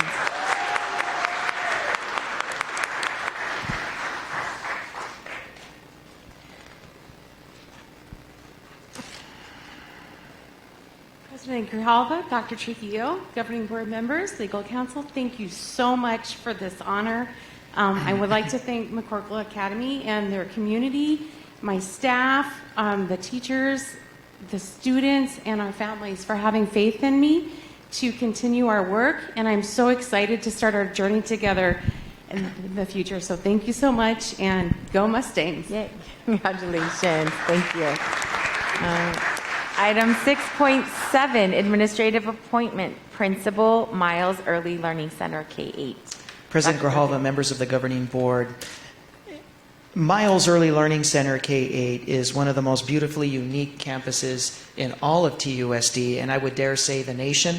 You will find few campuses that are more impressive in the extent to which the entire student body is successfully included in its attempts to not only master and learn American Sign Language, but also for our students that are struggling with hearing impairments to see language being produced all in the same classroom is truly a beautiful thing to see. And tonight's recommendation is one of the most experienced exceptional education educators that we have in the district, certainly serving as a principal, where she currently serves at Cragen as its principal. She is fluent in American Sign Language, as well as well-versed in the pedagogy surrounding providing the best educational strategies and instructional environments for students with disabilities. I'd like to recommend for your consideration the next principal of Miles Early Learning Center, Mrs. Andrea Steele. Thank you, Dr. Trujillo. I'd like to go ahead and move the item. Can I get a second? I'll second. And Ms. Count seconds. Any discussion? All in favor say aye. Aye. Opposed? Item passes unanimously. Congratulations. Thank you so much, everyone. Thank you, Dr. Trujillo. Thank you, President Grijalva, members of the board, Assistant Superintendent Sanchez, for encouraging me to make this move. Cragen has been an amazing place to begin my principal journey, and there's always going to be a little cougar inside of me, and so thank you to the Cragen community for that opportunity, and I'm excited to reconnect with Miles and that community there, and so just thank you for that. I'm excited to transition to being a Mustang. Thank you, guys. Thank you. Item 6.8, administrative appointment, Principal Borton Magnet Primary School. Dr. Trujillo. Yes, President Grijalva, members of the governing board, tonight's recommendation for Borton is a current administrator working at Tucson High. He has a background serving our 9 through 12 population, where he started working at Project More as an MTSS facilitator, and then began his administrative journey in 2018, where he served as the interim assistant principal at Booth Fickett. For the last 4 school years, he's been proudly serving Badger Nation as the assistant principal there. His passion for magnet programming make him a natural fit to take on one of our most wonderfully beautiful magnet campuses that we have for students in the TUSD community, Borton Elementary Magnet. Tonight's recommendation, Mr. Eric Yulberg, to serve as the principal at Borton Elementary Magnet. Thank you. Board members? I'll move. I'll second. I have a motion by Ms. Luna Rose and a second by Ms. Counts. Any discussion? All in favor say aye. Aye. Aye. Opposed? Item passes unanimously. Congratulations.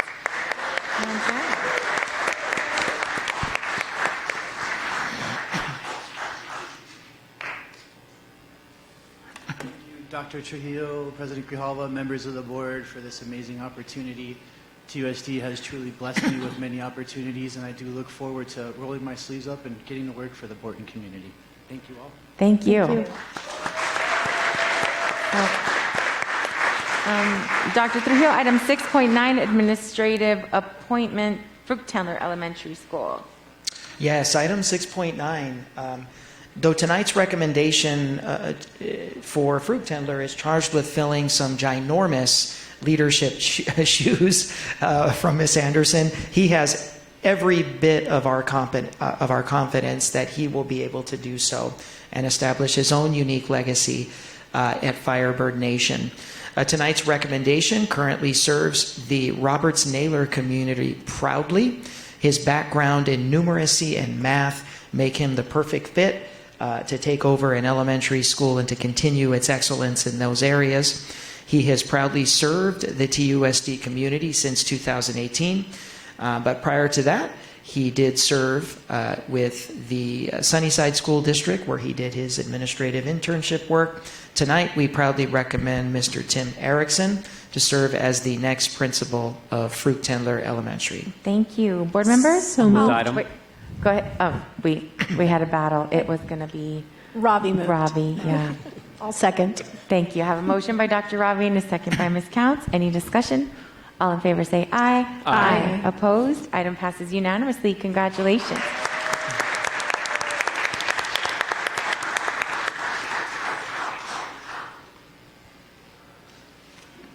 Thank you. Thank you.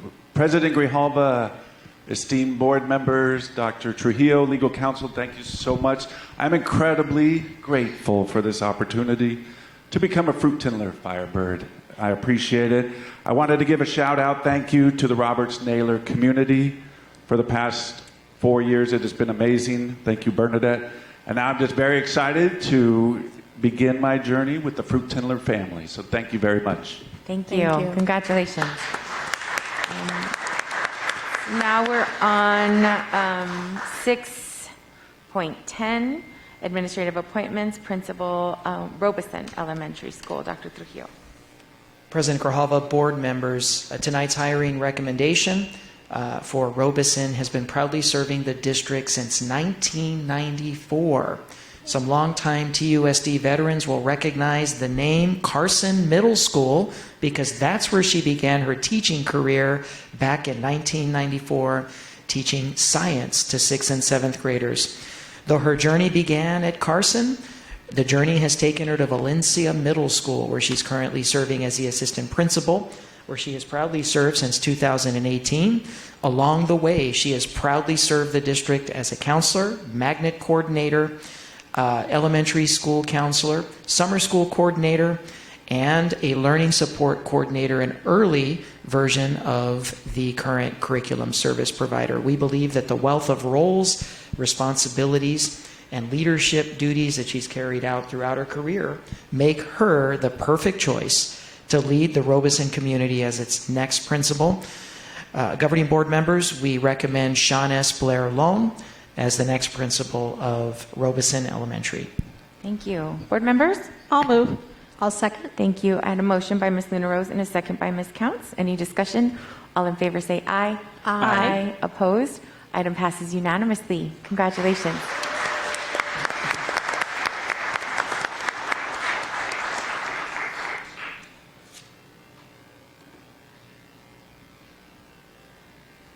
Good evening. I want to thank everyone that helped me get to this point. Dr. Trujillo, the governing board, all of the people through the hiring process. I want to say goodbye to my Valencia family, but I will always be a Jaguar at heart. And hello to my new Roadrunner family. I'm super excited, so thank you all so much. Thank you. Congratulations.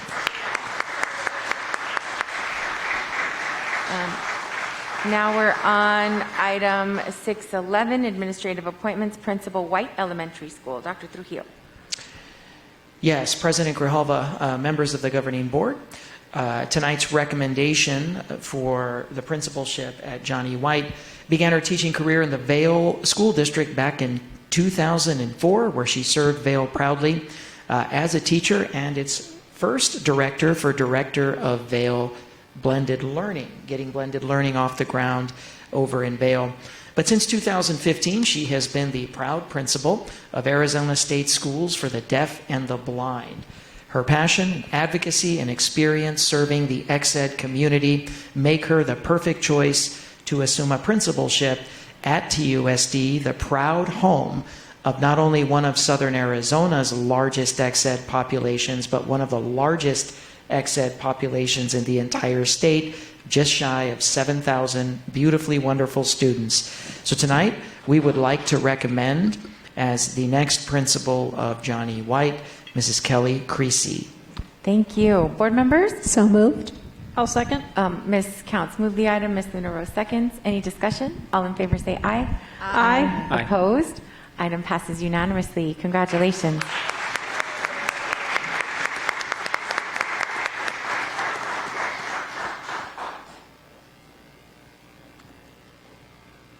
Good evening. I would just like to thank the entire TUSD community for this opportunity to serve, and I am super excited to join the White family. Thank you. Thank you. You want to continue with the rest of the administrative appointments, Dr. Trujillo? I believe we have just, two more. Right. Okay. Okay, so we're on item 612, administrative appointments, interim assistant principal, Palo Verde High Magnet School. Dr. Trujillo. Yes, Governing Board, President Grijalva. The appointment of Mr. Ramadan to serve as principal at Sabino created the assistant principal vacancy over there at Palo Verde. We want to support Palo Verde's administration, and we'd like to recommend Mr. Scott Eisenberg, who is on the campus currently, as its MTSS coordinator to finish out the year and serve as its interim assistant principal. Okay, thank you. I'll go ahead and move the item. I'll second. I have a motion and a second by Ms. Luna Rose. Any discussion? All in favor say aye. Aye. Opposed? Item passes unanimously. Congratulations, sir. Thank you. Can everybody hear me? Yes, we can. All right. Good evening, and thank you to Dr. Trujillo for his confidence in me and the governing board. I appreciate the opportunity to expand my role at Palo Verde. I'm honored to be recognized for all the hard work I've had for the last 5 years at Palo Verde, and go Titans. Thank you. Thank you. And now we're on 6.13, administrative appointments, interim assistant principal, Pueblo High School.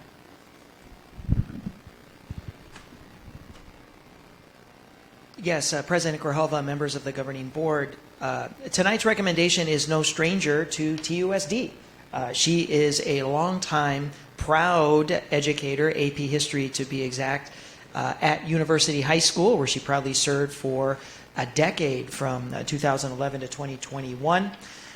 She now serves as the MTSS coordinator at the school and is making her first foray into site administration. She's also a proud alumni of our very own Leadership Prep Academy, so we're glad to see she's successfully now pursuing site administration. So tonight we would like to recommend to fill the interim assistant principal vacancy at Pueblo High School. We'd like to recommend Mrs. Meg Tolley. Thank you. I'll move the item. I'll second. I have a motion and a second by Ms. Counts. Any discussion? All in favor say aye. Aye. Opposed? Item passes unanimously. Congratulations.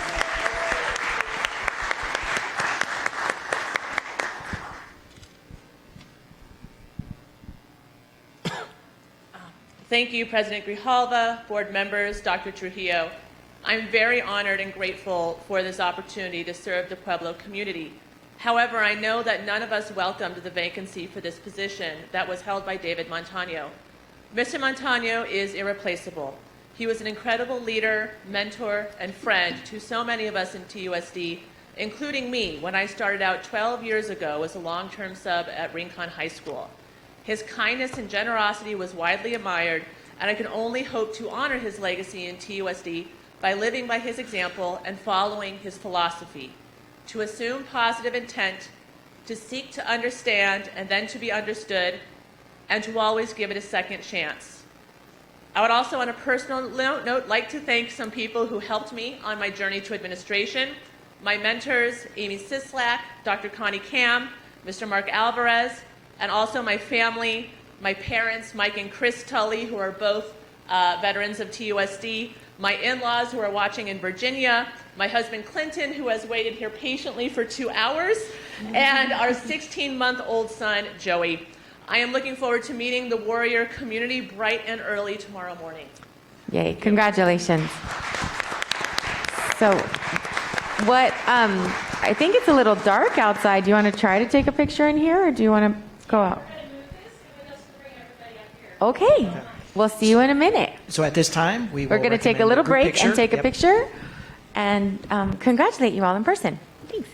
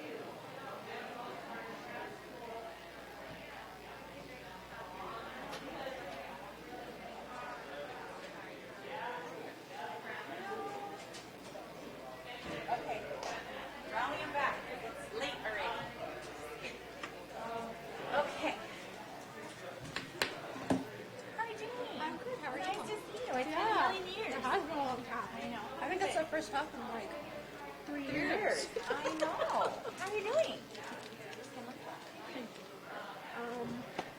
Yeah. My nose a little water. Okie dokes. Do you want me to wait, or do you just want us to keep going? Okay. Oh yes, I guess we don't have the calendar. I'll get started. So, are the mics on? What's that?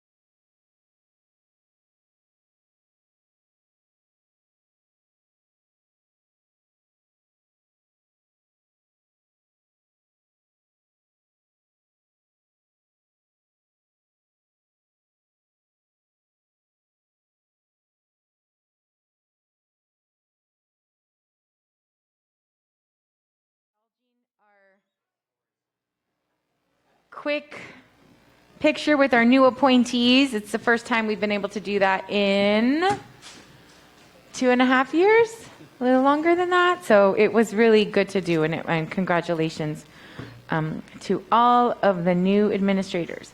So now we're on item 614, and this is approval of contracts for Educational Leaders, Inc., ELI, employees of Tucson Unified School District for the 22-23 school year. Dr. Trujillo. You need a longer mic, don't you? Yeah, just to pick for the recording to pick it up. President Grijalva, members of the governing board, I'd like to turn the item over to our Director for Employee Relations and our, of course, administrative quarterback for the negotiations process. And she tonight will be discussing our request for the governing board's approval of all of our ELI employees, our principals, assistant principals, research project managers, and psychologists for the 22-23 school year. Ms. Mesa? Thank you, Dr. Trujillo. President Grijalva, governing board members, today we're asking for approval of the issuance of the contracts for the list that is attached. As Dr. Trujillo stated, it is for the ELI members, and the contract language itself was previously approved by the governing board on January 25th. So we are asking for approval to be able to send out their contracts. Thank next you. year. I'll go ahead and move the item.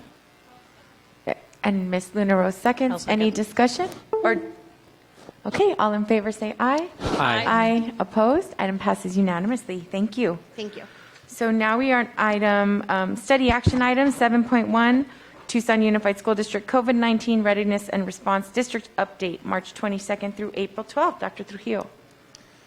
Yes, President Grijalva, members of the governing board. Tonight, the central focus, after we go through the general update that we always give about the status of transmission and infections in the district, tonight we're going to focus all of the attention of our COVID readiness update on the state of our ESSER budget, ESSER 1, 2, and 3, particularly the funds that you will have left over in the final year of ESSER eligibility after the governing board approved stipends that will be those funds drawn down and given to the employees. But first, we will begin with Leslie to provide the general update. I want to turn it over after that to our Director for Federal Grants and Programs, Mr. John Lanza.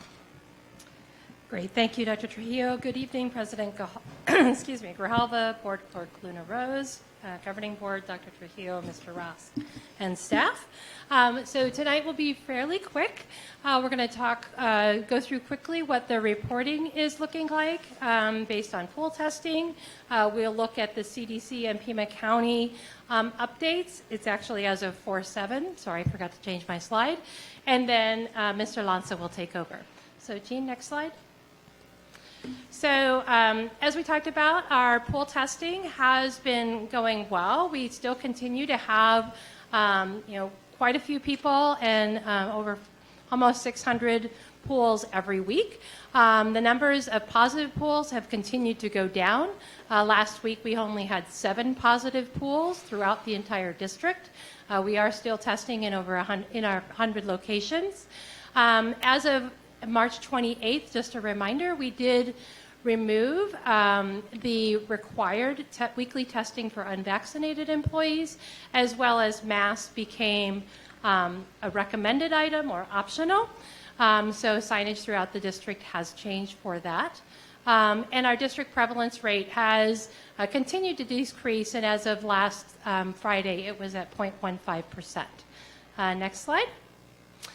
So this slide shows you that throughout the country, most of the country community levels is at low. There are a few spots that have moved up to medium, but for the most part, the entire country is at low. Next slide. For Pima County specifically, as of last Thursday, April 7th, we were at low community spread, which means that we have continued, to be, to have minimal spread and thus no need for required masking. And our positivity rate in our community is at 3.78% as of last week. Next slide. And Pima County did not update their slides in time, so I couldn't show it, but it has not changed. It still is also at low in all levels that they look at their testing. And next slide. I think that is it. Yes. Questions? Okay. All right. Any questions, board members? It's been nice to receive the reports with a very low small number, not like triple digits. It's Yes. been really nice. It's a good thing for all of us. It is, All right. absolutely. Thank you. Thank you. You just run the presentation. You let me know when you want us to take any action. Okay. Okay, great. Good evening, everybody. President Grijalva, Governing Board members, Council Ross, and Dr. Trujillo, thank you for allowing me to give an update this evening on the state of our ESSER funds. The goal tonight is really to get across and communicate the budget capacity that we have available in all 3 of our ESSER funds. So next slide, Jean. What you see here is a slide that we've used to really guide our decisions. The ESSER funds, again, are used for the prevention, preparation, and response to the coronavirus epidemic or pandemic. And so these 7 areas, these 7 categories are what we've used in our funding decisions as we've made decisions through all 3 grants of where the monies go to. Next slide, please. This slide is, again, our decision-making kind of key things that guided us. Obviously, these grants are federal grants, and they have guidance that we have to follow. So you will see a little more of that guidance tonight as we get closer to some of these grants ending. And then we also have the second item there, immediate needs and response. So at the beginning of the pandemic, there were some very immediate needs we had to respond to, and you've seen that transition through each of these grants. And most recently, over the last 6 months, I've been bringing almost monthly immediate needs that have come up in the district that I've asked you to allow us to respond to. So that's kind of the second decision-making item. The third are our strategic priorities. So first were mitigation measures, health and safety, a lot of the cleaning that we did early on, masks and disinfectants. The second are academic recovery, and this is a big component of ESSER 3, where we've been asked to address academic learning loss, and so you'll see, and you've heard of some of the interventions and different approaches we've taken there. The third are long-term investments, and the long-term investments are really, we do have some academic pieces, but a lot of these are the capital projects and some of the things that you see going in at the schools as those principals have used their funds in really bringing additional learning spaces and social distancing and additional academic learning opportunities in their schools. And the last one are one-time purchases. These are projects, but these also are some things like stipends that you have made decisions on to use the ESSER funds for stipends. Again, those are one-time. Those are given out in the case of stipends, not part of the long-term pay, but definitely timely and needed as we've gone through this. Next slide, please. So the three ESSER grants that we have. So ESSER 1, $18.5 million. This grant is essentially at the very end. We're doing our final drawdowns and reimbursements on this.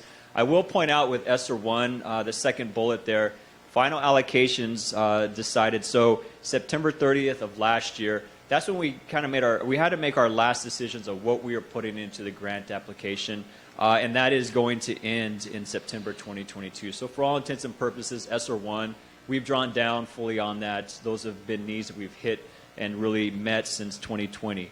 ESSER 2 is essentially where our schools and our funding is right now in this school year. $76.3 million. The funds have been allocated. We're going through the final purchasing for fiscal year 22, which is where many of the schools and departments are really in the month of April do their final ordering. And then the second bullet again with ESSER 2, final allocations decided September 30th, 2022. That is a key date that I'll explain a little more for you that's coming up, but that is essentially where we need to decide what to do and where to allocate the last remaining ESSER 2 funds. ESSER 3, $172.9 million. This is where we've actively been coming to the governing board to ask for approval. There are items that you have approved, but they're also for fiscal 23. This is an allocation that has gone out to schools as they are making decisions for their funding next year.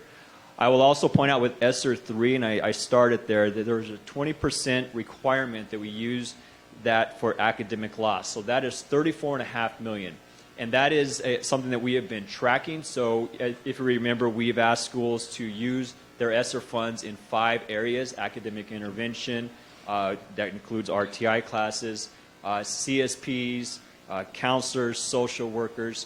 Those areas hit some of this academic loss that we are trying to address. So that is something that we need to keep our eye on. That is something that I think once we wrap up this school year, probably towards the end of the summer, I'd want to give you an update on where those funds actually have gone, where that 24% is being used for academic loss.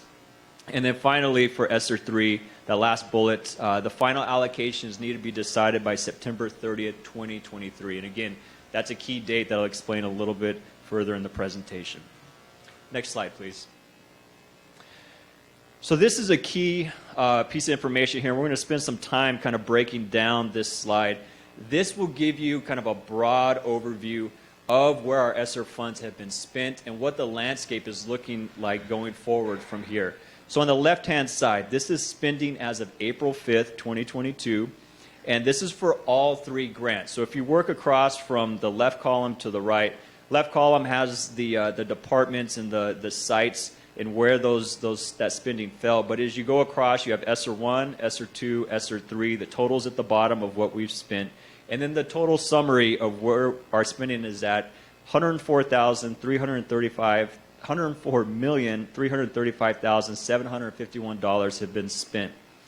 The right-hand side, if you go to the top right box there, this is a summary of all 3 grants together.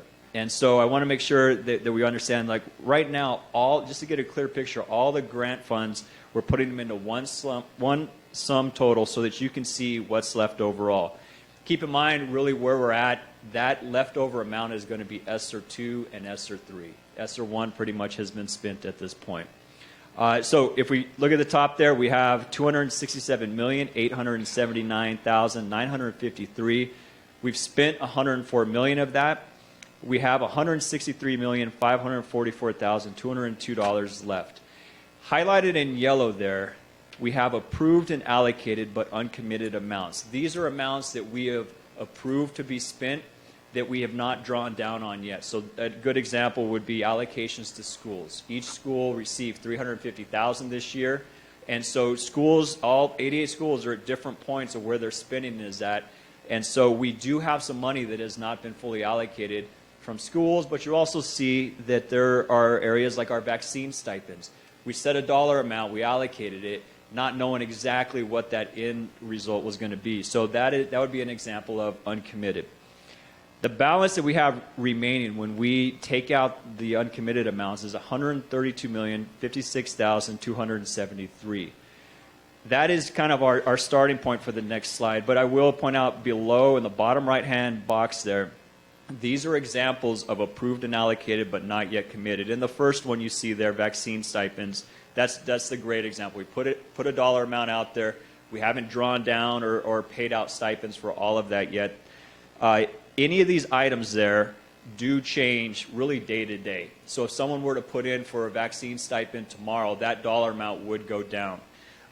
If you go down that list, we have some spending still in technology and finishing up some of our plans for one-to-one and then devices in the schools, devices in the classroom. Summer school, we haven't paid out summer school for this upcoming summer. We have uncommitted amounts in schools, so you see $4.3 million. We have employee benefits that you put aside. That is like right now, employees are picking benefits. That would be applied as we get through the summer and into next school year. Open school projects, so these are ongoing capital projects. We have about $2 million that has been allocated, but we haven't spent yet in that area. Operations, mitigation supplies, this is a reserve for masks and maybe more sanitation that we're just unsure of. Okay, where is the need going to be? That is in reserve right now. Hvac Recommissioning, this was a project that you approved in December, so that project is still spending down. Full day kindergarten, we apply that in May at the end of the school year. That is to pay 30% of our full day kindergarten. And then instructional aids and curriculum, again, they are drawing down on those as we go through the end of this school year. So $31.4 million of that is uncommitted at this point. That number does change daily depending on what purchases are finalizing. If we can go to the next slide. So the next slide now, the top 5 lines is a summary from previous. So we'll kind of move through those top 5 lines, and the 5th line is the number we ended on the previous slide, $132,056,273. If we start with that dollar amount from everything that we've spent, we have recurring costs that we then need to apply to that. So the large row there in the middle, if you start on the left-hand side of it, these are examples of recurring costs that have been approved by you in the past, and these were being previously approved governing board items. We are looking at these as rolling into next school year. So for fiscal year 23, school allocations, that's $30.8 million. TUVA is an area that we have definitely seen develop, and the governing board approved $7 million previously for this past school year, so we're anticipating fiscal year 23 and 24. If we keep TUVA going, that would be $7 million on each year. Summer school, $5.6 million is where we're at this school year. We anticipate, again, same amount for fiscal year 23. Curriculum would be at $3 million this year. District-wide FTE, these are positions that are used district-wide. They're found in our HR department, the grants department for the running of the grant, our operations department for all the capital projects. We've had to hire staff to see those through. These are positions that would be in place for the next 2 years to ensure that the grant gets completely finished out. Sum total on those would be $59 million. So if you go to the right-hand side of that, we subtract that $59 million from our starting balance, we have $73 million remaining. Now here's where there is some variability depending on what is left in uncommitted amounts. These are projections, so the vaccine uncommitted, if we had to look at that, it appears that we are going to have $1.5 million left in what we allocated for that. If we were to look to the school allocations, it appears we have about $3 million left in uncommitted school allocations at the end of this year. These are projections, though. We won't really know these until we get through this fiscal year in in June.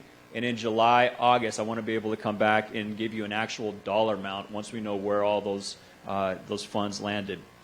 So those are the two that seem most sure. We're able to, spending for the schools has ended, requisitions have basically stopped at the beginning of April. So we have a little clearer picture on that one. And the vaccines, that's kind of slowed down on the stipends being paid out. We have a little clearer picture on that. And that is why I applied those to get to $77.5 million. If we then take the next step, the governing board approved stipends for $7,500 for each employee. That is a $63 million bill for that. If we take that off of there, we are left right now with $14.5 million that is unallocated at this point. Again, that is a combination of all three grants. It is primarily, though, at the end of the day, going into next school year, that is probably going to be completely found in ESSER 3 once we kind of get everything paid out. So that is one, I guess, dollar amount that I want to make sure that you hang on to, $14.5 million, and that is where decisions down the road can be made. A second dollar amount is that last line. Each of our grants allows us to subtract indirect costs, and our indirect cost rate is 3.11%. So indirect costs are they're not line items in the grant. We can just pull this right out of the grant. These are many times with management of the grant, accounting expenses. You can even use them with utilities, supplies, kind of basic M&O. You can pull them from the grant and just apply them to the running and the application of that grant in the district. We have a choice, and I'll ask you, I'd want some feedback on this, where the governing board wants to land with this. We don't have to pull it out of the grant. We can keep it in the grant. So that would, depending on your choice, it would either leave the total at $14.5 million if you choose not to pull out indirect costs. If you do choose to pull out indirect costs, it would drop your remaining total to $10.5 million. So that does need to be a governing board decision if we would want to take the indirect costs out from the grant and apply them essentially to our maintenance and operation running, or if we wanted to keep them in the grant, which would give you $14.5 million to make decisions on down the road. Okay, next slide. Or do you want to, let's go ahead and finish the presentation and then we'll come back for questions. Okay. Yeah. And that actually is not a decision that we need to make tonight. I think maybe I give that to you as information to ponder, because this next slide that we have up, there are some dates where you do have some end dates to make decisions and some time to get there. So this slide is for the rest of this calendar year, so 2022. And these next two slides look familiar or similar, so I want to make sure I point out this is for this school year. This is a transition timeline, really, as we've had the grants going. Now we start hitting the end dates on them. So the first date, June 30th, 2022. This is an internal deadline that we made for ourselves to basically get all of our capital projects at the school, getting them lined up, and by June 30th, we want to basically stop any new projects coming in so that we can ensure that we can actually get them completed by the end of the grant. What we don't want to have happen is have projects that extend past the end date of the grant, and then we will, as a district, be really on the hook to finish paying those if we get past some of these deadlines. So that June 30th date is our internal one. That will essentially give us 2 years to get all of our projects wrapped up. The next date, if you go left to right, August 31st, 2022. This is an important date. This is where I want to be able to finalize all of our ESSER 2 purchases. And I'm only really looking at ESSER 2. This is where I want to be able to identify unspent funds, compile them, and total them so that you have a clear picture of exactly what was spent in this past fiscal year. Again, our fiscal year ends in June, but we do have to ensure that products all come in, that we're able to account that we received them. So that August 31st date gives us enough time to make sure you have an actual real clear dollar amount of what was left in ESSER 2. If you go across to the right, up in the middle in yellow, this is now with ESSER 2. By September 30th, this is where, as a governing board, I'll need input from you on final funding decisions for ESSER 2. That is where our grant basically stops, and we have to reapply for the final year of the grant. That's called the tidings period in grants. And so we actually have to, September 30th, stop any purchases and anything coming in. It's like a reset. We actually reapply for the grant. And between September 30th and December 31st, we do completion reports, finalize everything, and give our final grant application into the state of where the funding is going to go. This is for ESSER 2. So that yellow, you'll see that come up again, but that is a key date where for ESSER 2, once I give you a final dollar amount where we're at, I would need your guidance on where we're going to spend that. If you go down, this is just a date to know that's out there. September 30th, 2022, that is when ESSER 1 ends. And again, we are at the very tail end of that in doing reimbursements. That is just kind of just more of a for your information that date is coming up. There's not really any big decisions to make with that at this time. And then the far right-hand box, ESSER 2 grant, it becomes, we really get locked in at that point. And so December 31st, that's where we will finish our completion report, turn in our final application of the grant, and that will take us for ESSER 2 through September 30th, 2023. Okay, I'm going to go right to this next slide. Similar pattern. So next slide, Gene, there you go. So 2023, this is for calendar year 2023. You'll see a similar pattern, but I want you to notice that it's ESSER 3 now is the main focus for that next year. Starting on the left-hand side, April 2023, so really a full year from now, we will be finishing up spending in schools and departments, the final requisitions going in for ESSER 3. What that will allow us to do in the next box, August 31st, is same kind of schedule. I will be able to tell you what our final dollar amounts left are for ESSER 3 on August 31st, 2023. And then by September 30th, 2023, I would want, again, your guidance on final funding decisions to be made for those funds. We will be able to make some projections heading into this. It's not like we just won't know until those actual dates. Similar like tonight, where I was able to tell you we got about 10.5 to 14.5 million. You'll be able to get updates heading in there like that to give you a general idea. But September 2023, ESSER 3 final decisions will be needed from you. September 30th, 2023, on the bottom right, that is when ESSER 2 will have been spent, and a lot of that at that point is just the drawdowns that we finish up. And then on the upper right, ESSER 3 grant, similar to what's happening this year. ESSER 3, though, will be locked. Completion reports, final applications submitted with your decisions for purchases, and then that will carry us through September 30th, 2024. So the final slide here is a summary of really the three major, I think, pieces that I want to make sure stay with you from this.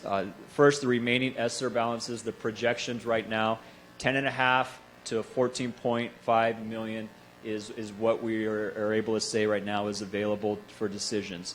Considerations for that dollar amount is not enough to fund what we've done in schools the last 2 years.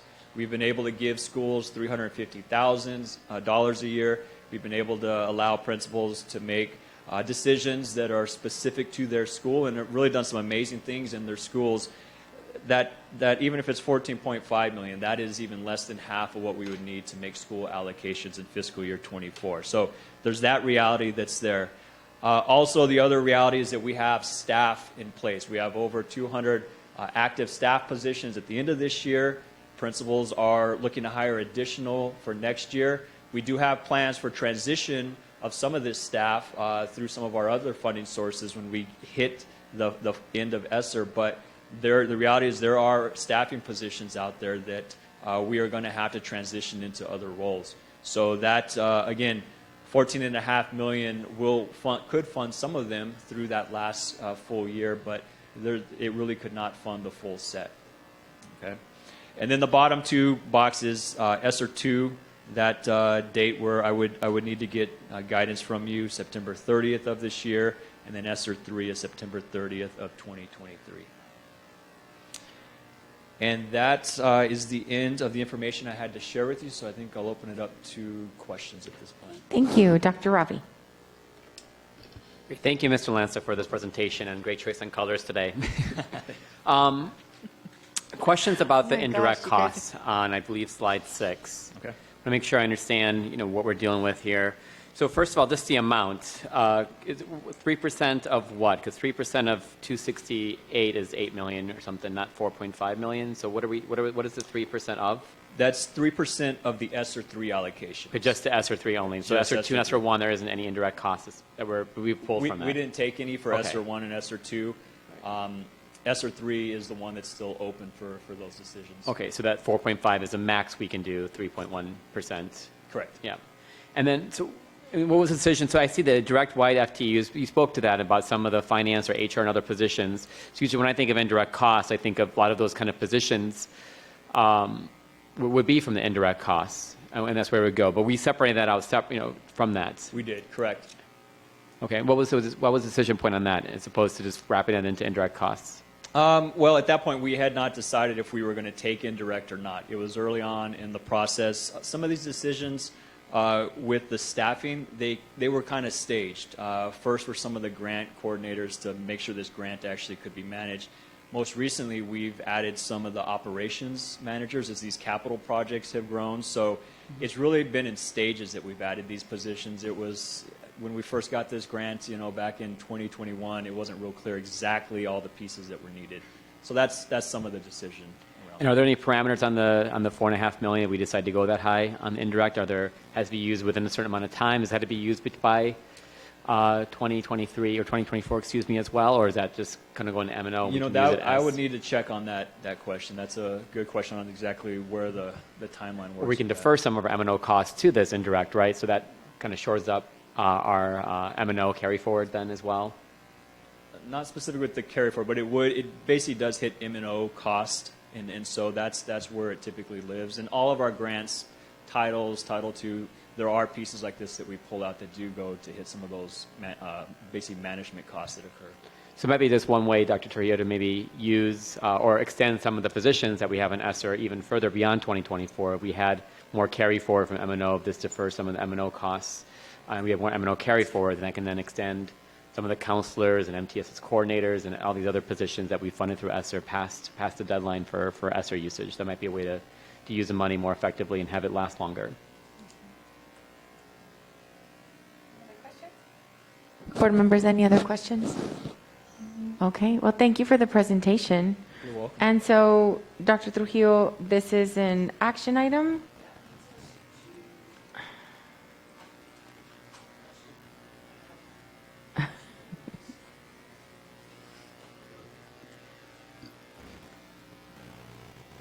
There actually is one more piece to ESSER. Oh, is there one more before Yes. you get to Okay. your recommendations that we need action on? The next one is a recommendation. Okay, so we want to kind of set the stage. So now what we're going to be asking, now that we've given the board the full picture, we don't want to make any assumptions. You have approved allocations for expenditures in the past around things like TUVA, around things like a lot of the mitigation supplies that we've purchased, obviously the vaccine stipends, summer school. We're going to have to bring those forward again. And then, of course, most prominently, the $63 million needed for the employee retention stipend. So John is here. He's got those expenditures categorized as immediate needs so they can be debited from our funds. Mr. Lanza? Yes, thank you. So, Gene, if we could move to slide 4. So the first 3 slides are what were in the previous presentation. So kind of our background on it. So slide 4 will start ESSER 3. Again, these are requests coming out of ESSER 3. Reminders of what the grant details are, but our approach has been to come to the governing board for immediate needs and ask you. And so that's what this next slide will show. So next slide, please, Gene. So this slide, there is an attachment that's a little easier to read if you wanted to pull it up. But this does give a summary of really the recurring costs. So I'll just kind of go line by line here. The top line, this is the governing approved vaccines. So this is a governing approved stipends. And this is a 63 million. So that top line was governing board approved on March 8th. The second line is a recurring cost. This is for the management of the grant. These are the FTE type positions. And I did give you some examples there, just some of the general categories that we have used to run this grant. The third line item there for schools, this is the school allocations. So again, as we've done in the previous year, we gave each school $350,000, asked them to use it to make sure those 5 positions are available in every single one of our schools across the district. So intervention positions, curriculum service providers, MTSS positions, counseling, and additional social work services. That dollar amount is $30,800,000. The fourth item is again a recurring cost. These are on the previous presentation, but this is an allocation of fund TUVA for the 22-23 school year and a 23-24 school year. That dollar amount is $14 million. Fifth line item there, again a recurring cost. This is curriculum, program, and subscriptions.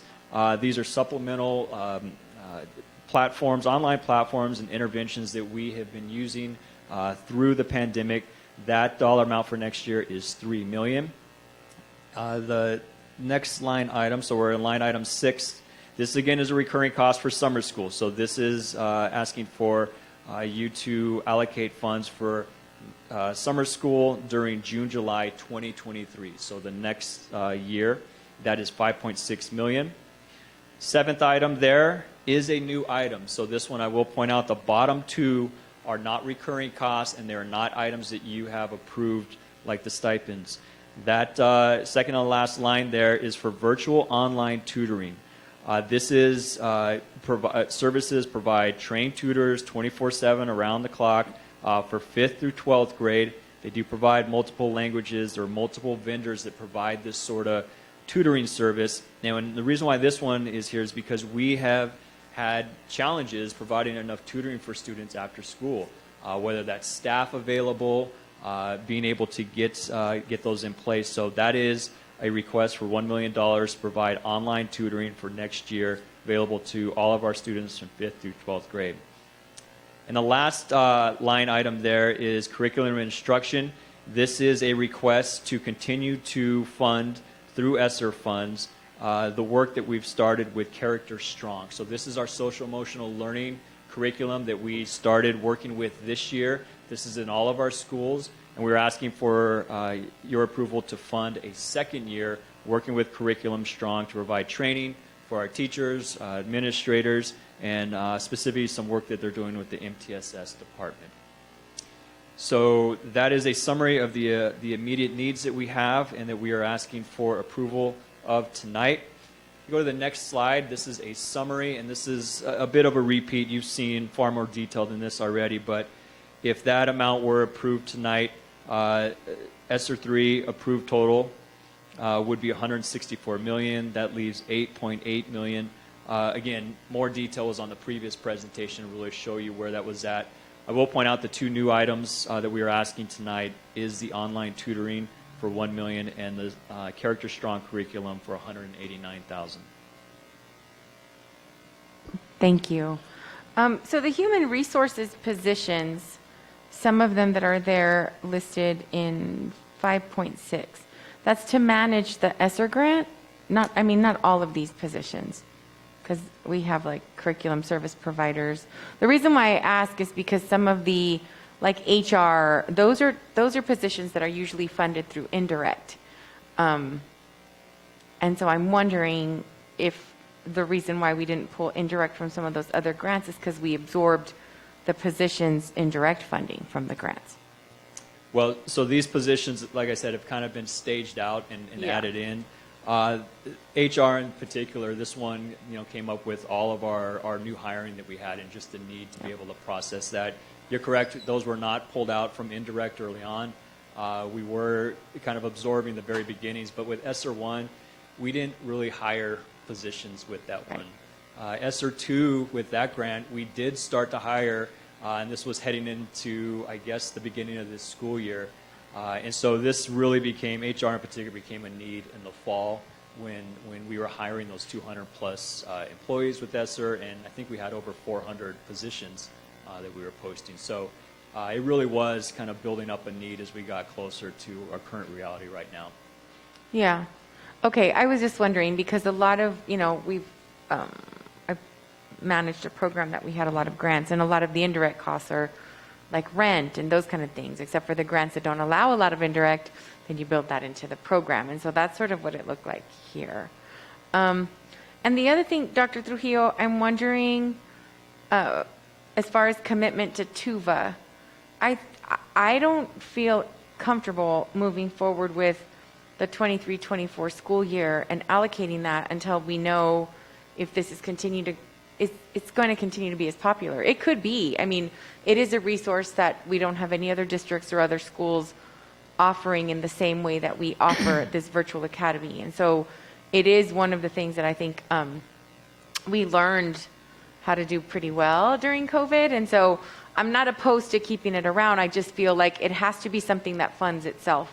Because if we're going to continue to do TUVA like we did during quarantine, where we hold a spot for that student in their home school, then we really can't, it's really not increasing enrollment, it's just sort of moving it from whether they're in person or online.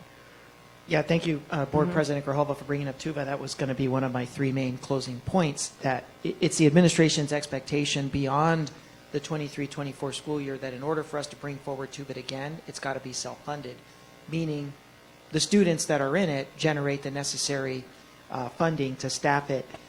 The reason that we put it on here, obviously, this is a request, and it is at the board's pleasure in terms of whether it wants to allocate the money for TUVA for 23-24. We certainly do want it for 22-23. We do not believe that we are out of the woods with the virus or any potential outbreaks that may happen this coming year. I do think that 22-23 allows us to see, as we did fairly early in 21-22, where we picked up right around the 40th, the exact number of students outside the district coming into TUVA. I do think we're going to have a better read on that around the 40th day of the 22-23 school year to better make the decision. But we have earmarked the money nonetheless. We do believe that that brings stability, predictability for the TUVA staff members, so that way there's not that worrying game about whether or not they're going to have a job before the end of life of the grant. So that was our primary rationale for asking for the 2 years. Well, and I thought that a lot of the TUVA instructors were contracted. The same for the other short-term online program. We do have an amount contracted, but it's not the majority. Okay. It's more of a fill in the gaps for the shortages that we experienced. We can get you some exact numbers, but we entered into the contract with the vendor to pick up the slack with the unfilled vacancies with TUVA teaching positions. I do think it's an opportunity for us to provide access to a well-rounded educational program for students that are immunocompromised and thus far have not really had this sort of classroom experience. For children who are chronically ill or unable to attend for some reason, I mean, I do think that this is something that we could really advertise as a service that nobody else provides, but it really is just who decides to do that. And then the only other one I would say is summer school. I want to make sure that we're really doing everything we can to bring young people to the programs. And if we have a significantly under-enrolled program at a certain school, it makes sense, especially for some of our neighboring schools, to combine those. Because some of our schools are about a mile apart, some of them. So it would make sense for us to look at those and say, maybe it makes sense to do this, and then we could provide more curriculum options if we had more students. So for example, if we had a program at Ochoa and one at Mission View, and those are relatively close and they're both relatively small, combining those onto one campus would save us some cost, but also provide those students, more students means you get more help and more interaction. And for the summer, I think a lot of what we're trying to do is address the learning loss, but also the social emotional learning and not letting our young people isolate again. So those were the only two that I had a little bit of a pause about. And then as it comes with the allocation of the $350,000 to each school, if these are positions that are filled, that's great. If not, I know our schools are getting creative as to ensuring that they could expend the funds. But we also know that there are schools that are in higher need than others. And so maybe looking at adjusting that based on the number of students as opposed to some of our really small schools getting the same amount as some of our really large comprehensive high schools doesn't make a ton of sense. I understood the logic before because we were filling all the same positions. But as we, get to the end of these grants, we're going to have to transition into what are the positions that we really see value, and we have to find the funding to continue to support past ESSER funds. Board President Grijalva, members of the board, I will say, and I do think it's important to toot our own horn here, we are one of the only districts of our size that actually created an entire infrastructure that allowed for pretty much 100% principal and site community autonomy with the management of their own individual discretionary accounts. Most other districts in Arizona, perhaps the majority of them, have just kind of been going on the old centralize the funding source, make general purchases district-wide for every school. And we realize that our infrastructure, though not perfect, it was a good starting point to say everybody gets X amount and ask the principals to gather with the site council and their PTOs and to start talking about what their individual needs of the schools are. But as we get closer to end of life of the grant, it does become more crucial to make sure that, because it is a valid point that if you're school A and you've got $350,000, but you also have magnet money and you also have one of the larger title budgets in the district, there might be another school that has no magnet money and may have a smaller title budget. So it would make sense for us to go back and start taking a look at what that would look like. But the key point here is we want to be very, very clear that with a potential remainder, understanding the board is going to make a future decision on indirect, there could be as little as $10 million, there could be as much as $14.5 million coming at our campus communities for the 23-24 school year, which means that $350,000 per school is no longer going to be sustainable in that final year. And then again, the board's going to have to make decisions on where it wants to go with that final between $10 and $14 million. Does it see us using those, the last year of those dollars at ITS for device replacement or at operations for completing any more urgent capital items that we might be able to get done? So a lot of future decisions beyond tonight that I'm glad that, John, you put that on the radar screen for board consideration. Yeah, and just the final thing is I really want to make sure that we're looking at this with equity. And so presumably if you have a school that has more title funding, they also have higher needs. And so just to balance that out, because we have, our especially the schools that have access to magnet, we know that budget gets, it's not always approved as submitted, so, and not by anything that the district does. But so they might not have as easy access. So I just want to make sure we look at that. So I've asked some questions. Board members, any other questions? Ms. Grijalva. Ms. Luna Rose, and then Dr. Robbie. Yeah, Dr. Trujillo, do we know, or Mr. Lanza, how many students are at TUVA right now?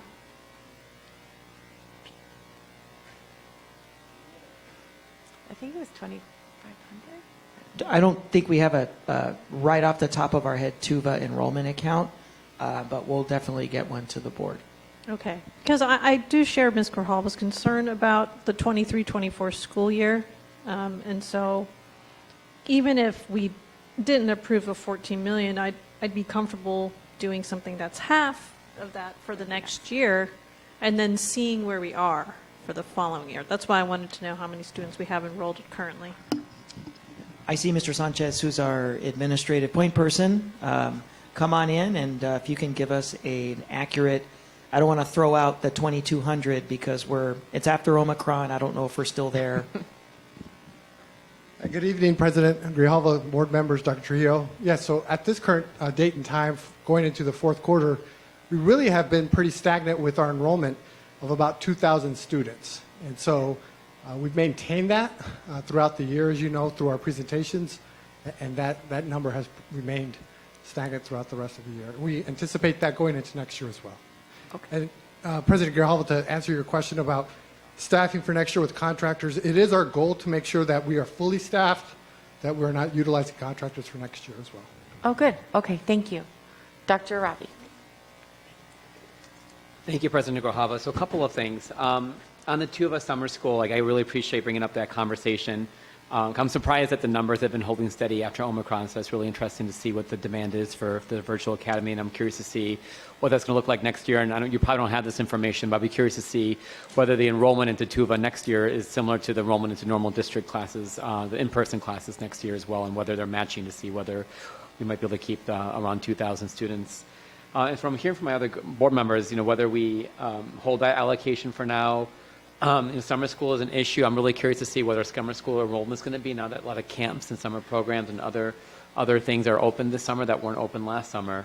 And I see that there's zero allocated for the 24 summer, or 23 summer.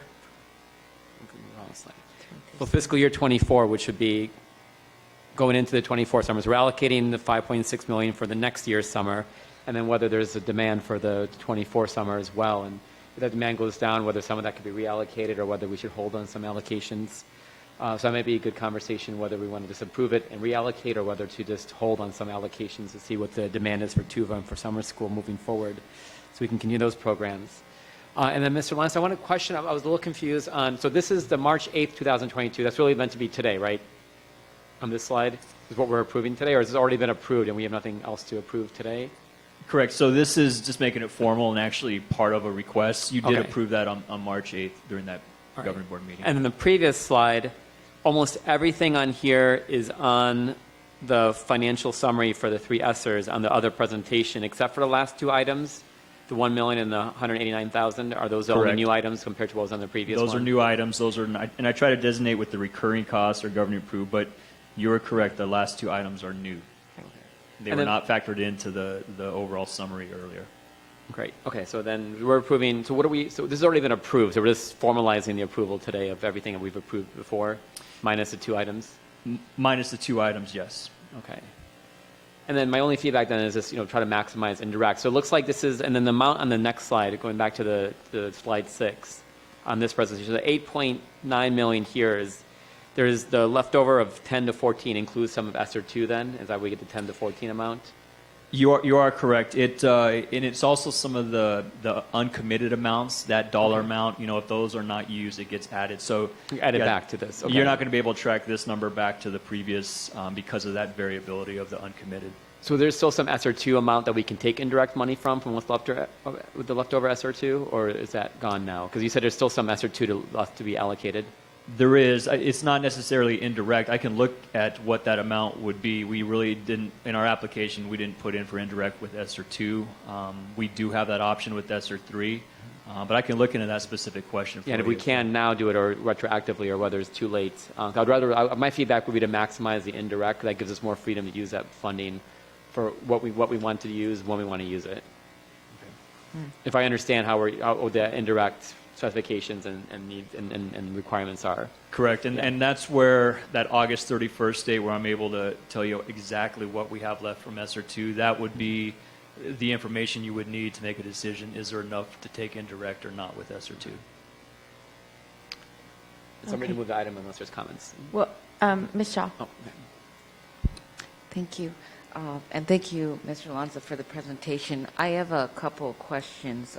Slide 4 says public input is required in the development of the grant. How have we done that specifically? And also on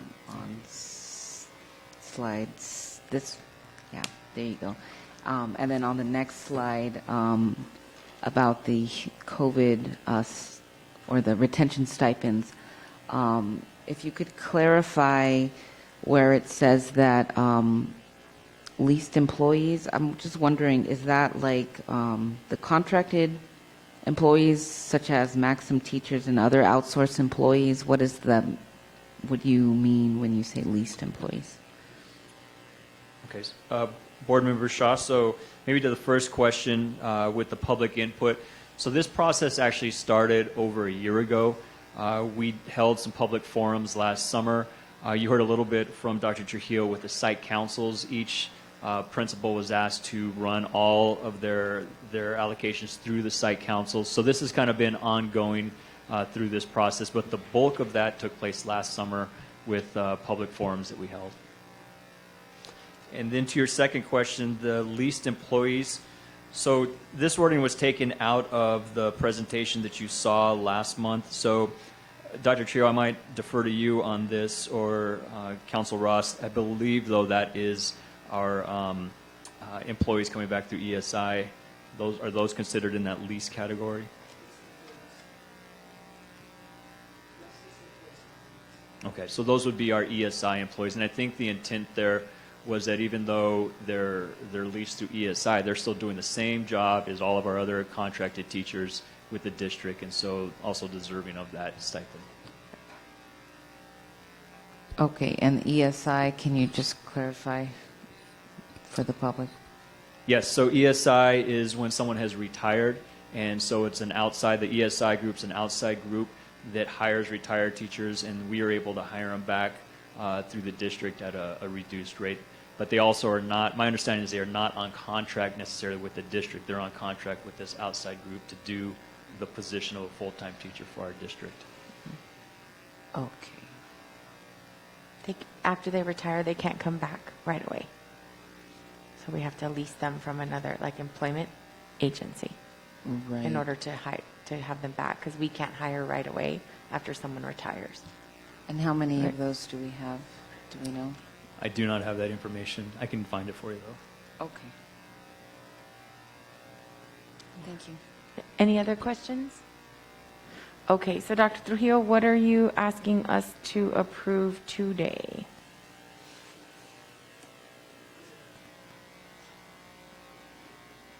Halva, members of the board, we're asking for the full approval of the $123,189,100 in immediate need expenditures that you see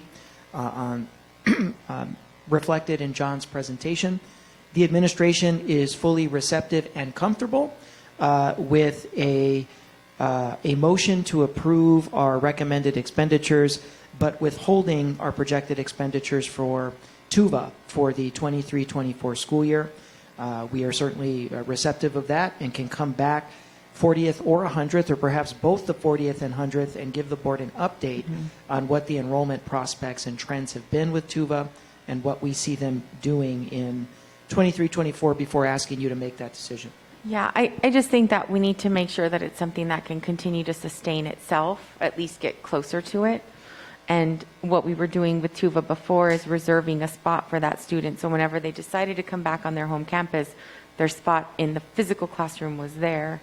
And I just, as we transition into endemic status and also offering this service to other students that maybe it has nothing to do with COVID, it's just, health issues or prefer online or whatever the situation is, we have to make sure that this is something that can continue to grow or at least stay with this at the same level. Otherwise, I don't know that it makes sense for us to continue to at least have the program as robust as it is now. So we're holding off on it's everything that was requested minus the. Do we want to estimate $7 million for the 23-24 That's school what year we've of allocated. TUVA? Yes. Okay. So our administrative then recommendation would become that we recommend the approval of all expenditures listed here on the ESSER 3 immediate request, minus $7 million that have been projected for expenditure on TUVA expenses for 23-24. Okay. That allows the governing board to consider and approve $7 million for TUVA in 22-23, but withholds the remaining $7 million for 23-24. Adds to your budget capacity. Yeah. Board members, any questions? Is everyone? Did you want to go ahead and make the motion? Sure, I'll make that motion. And then I'll just ask when you talk about TUVA next year, bring in the summer school information so we can put it all together in terms of options. Yeah. Okay. So I have a motion. I'll second. Any additional discussion? All in favor say aye. Aye. Opposed? Item passes unanimously. Thank you. Great. Thank you. Okay. Now we are on 7.2. Tucson Unified School District, Infant and Early Learning or Early Childhood Education Center Program Adjustments for school year 22-23. Dr. Trujillo. Yes, I'd like to welcome our director for community schools and, of course, our two wonderful infant and early learning centers, Mrs. Reem Kievit, to talk about some of our programmatic recommendations going forward for the 22-23 school year. I've also asked Mrs. Kievit, because it is part of the operational update, to talk about the decision-making with regard to the decision to no longer offer summer access to incoming kindergarten students who have typically been able to access Bricta and Shoemaker during the summer. So with that, I'll turn it over to Mrs. Kievit. Thank you. Thank you for joining us. My pleasure. Good evening, Board President Grijalva, distinguished board members, Dr. Trujillo, and legal counsel. I will be providing you an update regarding Bricta and Shoemaker proposed changes tonight. Next slide, please. So, what's been happening, just a quick overview. Our infant early learning centers are dedicated to early childhood education. We serve children 6 weeks to 5 years of age. Centers are open 7 a.m. to 6 p.m. throughout the school year, including the summer. We foster positive relationships among children and adults, offering multiple approaches to learning with a play-based approach. We use creative curriculum that promotes social, emotional, physical, language, and cognitive development. And we promote routines and supports, meaningful experiences, and relationships with peers and caregivers, allowing students to explore, discover, develop critical thinking through intentional experiences and studies. Next slide, please. So we saw a huge loss in enrollment, dipping to about a quarter of our capacity when the pandemic first hit. We were privileged enough to have the district, through ESSER funding and DES grant funding that our department applied for, to cover our deficit for the last 2 years so that we could retain staff and wouldn't have to let anyone go, and continue to serve our families. We are so lucky to still be open and running when so many child care centers have closed since the pandemic started. We are slowly seeing a rise in enrollment and interest. However, unfortunately, we do not have the staff to meet the needs of the community right now. Next slide, please. We haven't increased tuition in 2 years. Most centers, school districts, and child care facilities in general increase every year. I've actually spoken to parents just this week at other centers who said that their calendars and tuition have recently increased. With the pandemic, we did not want to add any burden to families already under a lot of stress. However, moving forward, we do need to increase tuition as grant funding disappears and minimum wage and compression goes into effect so that we can keep our doors open. This still keeps us below most of our competitors or at the same rate. We are proposing a 10% increase in July of 2022 and a 5% increase in July 2023. We would also increase our registration fees that have been at $50 since we opened to $75. Next slide, please. Since we opened our doors in 2014, we've been open year-round. The centers are open most of winter break and close 4 days during those 2 weeks, the days listed in front of you. And the centers are open during rodeo break. We do pay time and a half to our staff who work during winter break and rodeo break, but our enrollment dips to only about 20 to 30 students during those holidays. So at BRICTA, we have 115 students and we had about 20 students.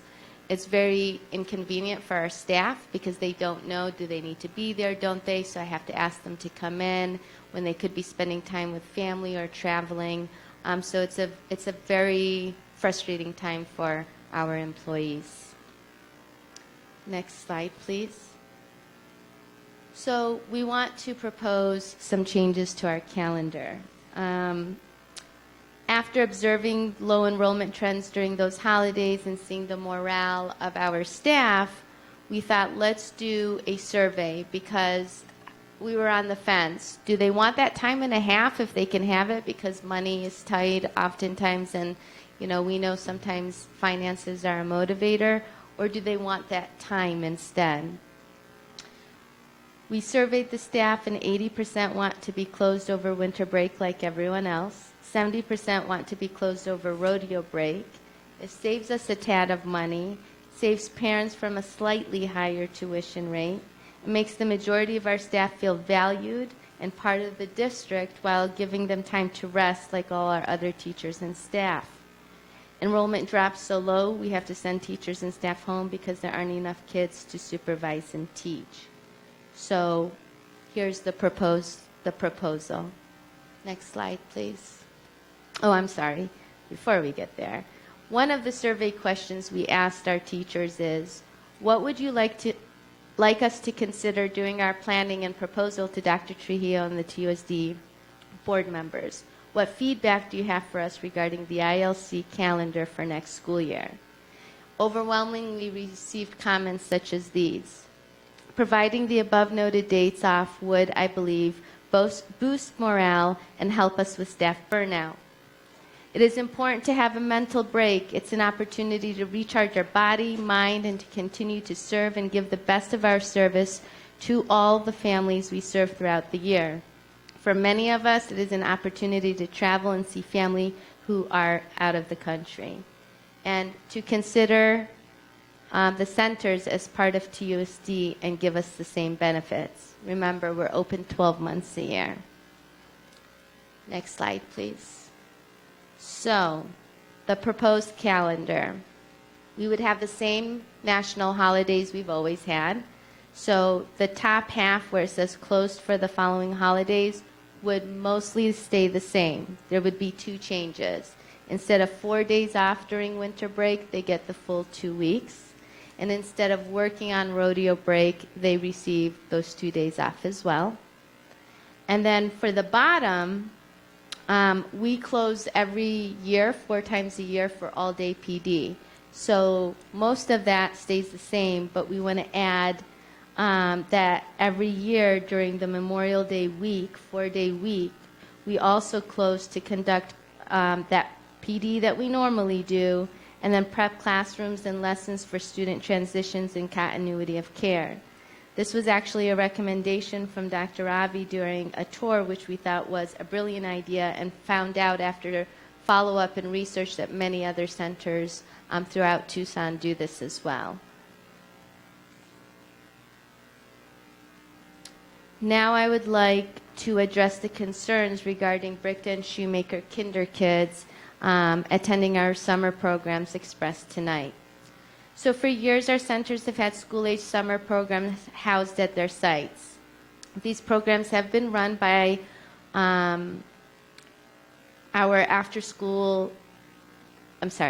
those programs have been run by our after-school care staff who work in our programs during the school year. These programs have been short-staffed and we have not been able to hire. We were hoping more of our current staff who normally work during the summer would do so again, but to be honest, they're burnt out and want the summers for themselves. Our 2-year-olds who have turned 3 need to transition to a preschool classroom. And June is the ideal time for that so that teachers can prepare and receive their new students, who are current students, not new students who are enrolling. Since we run 12 months, we don't have the luxury other districts teachers and sites have to prepare for their new students. Since we cannot reopen that ILC summer program, we instead offered families priority placement at one of 5 of our school-age summer programs: Henry, Soling Tom, Miles, Lineweaver, and McCorkle.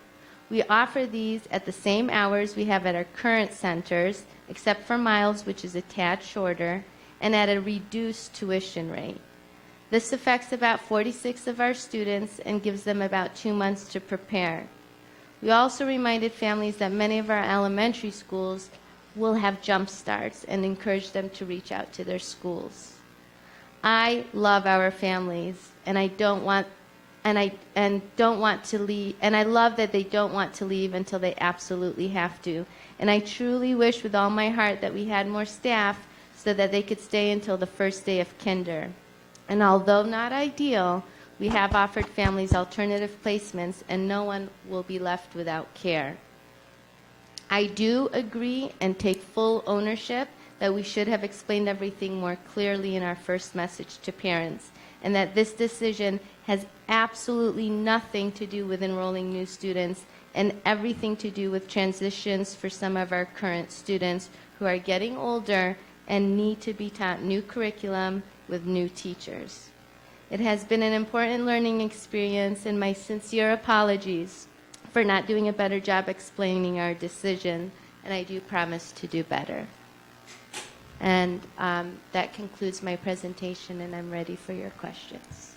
Okay, thank you, Reem. Ms. Kiewit. Dr. Trujillo, is there, well, first, actually, board members, any questions? Your question, go ahead. So if you could just re-explain Yes.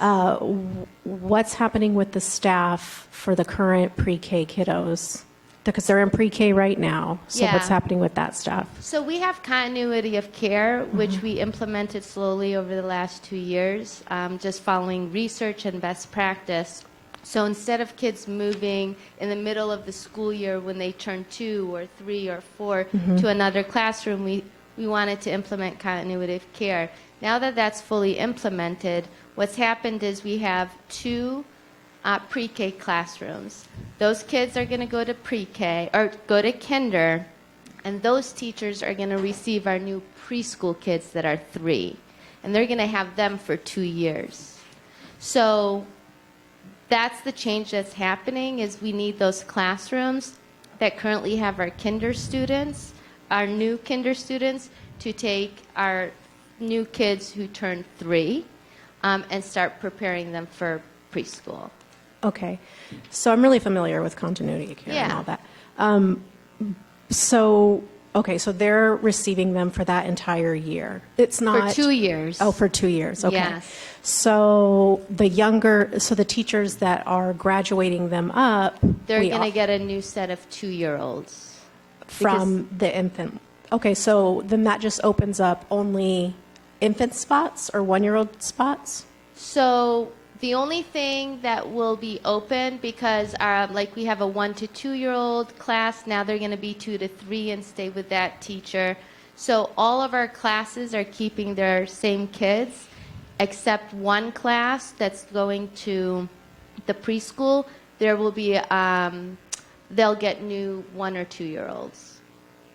Okay. Newly enrolled 1 or 2-year-olds. They're 1 or 2-year-old teachers. They've never taught preschool or pre-K. So can't we hold off on that graduation until the end of the summer when kindergarten starts? Or for that transition? Hold off moving the kids. Mm-hmm. We can. We were hoping not to, because we wanted to stay with the schedule and give teachers the time this summer. Because they don't get any time off and we have lower enrollment, it's much easier to receive new students. At the same time, we're not going to close, so we're going to be working, we're going to get creative, and we're going to have to change furniture, curriculum, lesson planning, all that stuff, and so it's just easier to do it for all the staff during the summer. Mm-hmm. I think that I would probably support that more, and upcoming years, but I think with the way that the pandemic has really affected all of our families, that true continuity of care until they graduate from BRCTA is a priority. So that would be my recommendation, is that we hold off on that transition until after summer and when our kinders are open to accept them. Thank you. Any questions? Oh, Dr. Trujillo, go ahead. Yeah. So, Mrs. Kiewit, I want you to kind of talk to us, because the staffing challenge then remains, my understanding. We're going to hold off on, if the recommendation is to hold off on the our promotion. 3-year-olds won't be able to move up. So we would have to wait a few months. Okay. Everything would just be pushed back. Okay. Yeah. So my specific question is around our staffing capacity. Does this add to the strain on our current staffing shortage in the centers, or would we be able to handle implementation of this recommendation with current staff? I think it would create a strain, but we could make it work. Okay. Secondly, does this put us in any situation where we have to make the request, because we can't mandate any employees that have work years less than 9 months? Would we have to depend on maybe 9-month, 10-month employees volunteering to work in the summer, or could this be handled by 12-month employees? Because we would make it work with the 12-month employees. Okay. I just don't want to be in a position Yes. where we tell the parents it's going to be available, Yeah. but then our staffing is contingent upon asking 9.5-month and 10.5-month employees, can you work during the summer? And we've promised capacity, and the less than 12-month employees have Right. told us No, they're... those staff aren't available. So, and that's why we had made this decision. So, Okay, I just want to and make that clear, because the parents we- would be more upset in that situation Right. than right now. We feel that we've given everybody 2 months' notice, which we felt like was pretty good amount of time, and everybody has a guaranteed spot. Also, any parent who had a child that was high needs or that transition would negatively impact, we've made accommodations for. So aside from a handful of parents, we haven't heard any concerns or complaints from any of the other parents. I just do want to make that clear. I mean, this is something that we struggle with in childcare all the time. Is like, when are you going to do the graduation? When are you going to do the transitions? And be open and available to take new students too. But I don't understand why this puts just holding off the graduation puts a strain on our staff, or that we would need any additional staff. No, we would need additional. Normally, we have additional staff hired so those kids can go into another classroom and stay at BRCTA. Okay. But just for the summer. Just for the summer. That's why this is kind of a new thing, and that people are upset about. Is normally we have new school-age summer program staff that don't normally work at BRCTA. Our BRCTA staff do not run the summer program. We bring in people from our other programs to run that, so that our teachers can then transition kids and prepare for the new school year.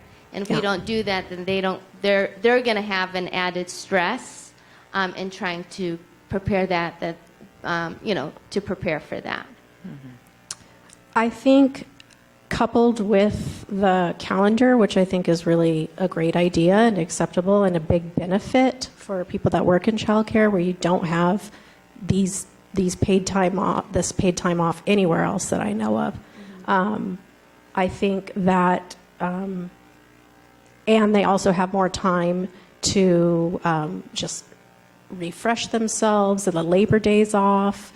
Well, it's already off, but I just think that it's more important that they finish their preschool years at BRCTA when their schools, their home schools, are ready to accept them. Yes, Dr. Robbie.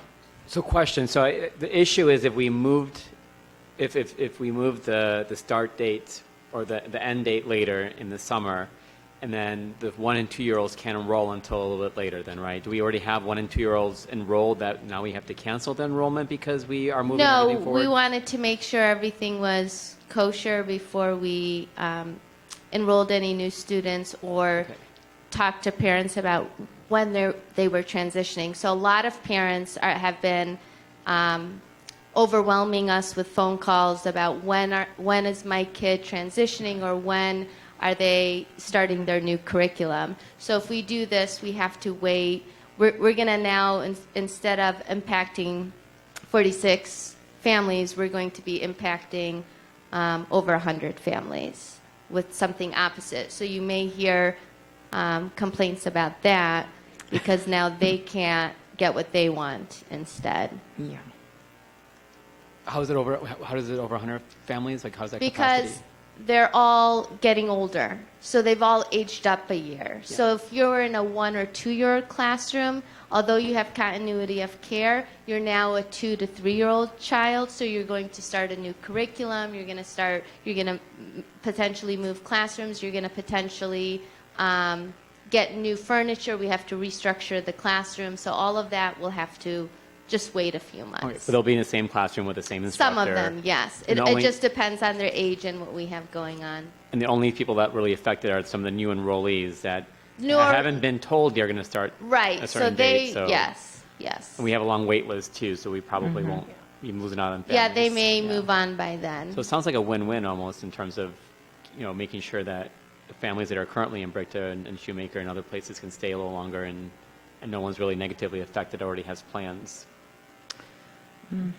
It seems like the only negative effect is that curriculum, and that can be changed with materials and shifting things around, shift everything around, scaffolding and all that stuff. So yeah, we can make it work. Yeah, and I think parents will understand that it's important to that our Brickta kids that have been there, many of them since they were babies, have the opportunity to finish their preschool years at Brickta.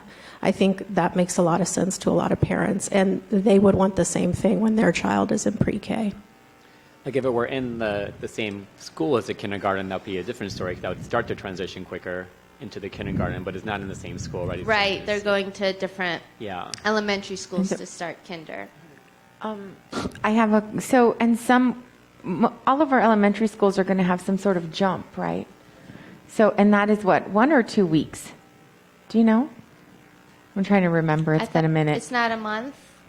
I don't know. I don't know either. I don't Our know. resident summer school expert is Leslie Lenhart, who's been managing all the communications. No, So I wanna not the summer. It's the jump start, I believe, is 2 weeks, but we're going to 2 double weeks. check. Yeah, I think it's the summer 2 school weeks. is the summer month. school is And a month. part-time. That's right. And I think that's the other issue is, we're talking about increasing rates, but if a family says, yes, I want to stay this month, do they pay weekly or do they pay for the month? So if their child goes to kinder jump, then are those 2 weeks that obviously they're not going to be paying? They choose, yeah. They Right. select the weeks that they want to participate in. Right. And I think, as far as, I know that some of the other summer programs that are at preschools, they're basically like, we have to staff, so you have to pay for this month, regardless.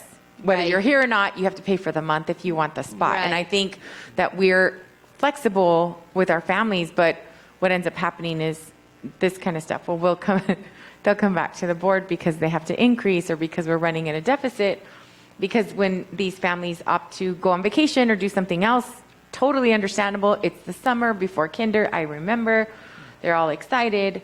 But most of these families, especially considering the ones that we've heard from that are very involved and really cognizant of like the transition for their child, they're going to want them to go to the kinder jump because you learn a lot, where you meet your teacher, you learn where the restrooms are, you get comfortable on campus. And so all of that is a really good thing. But I do think that we just, I think this time it makes sense for us. I agree that if we can make it work to support those families who have stayed with us since their babies were babies, I would love to do that. But I also think it's important that,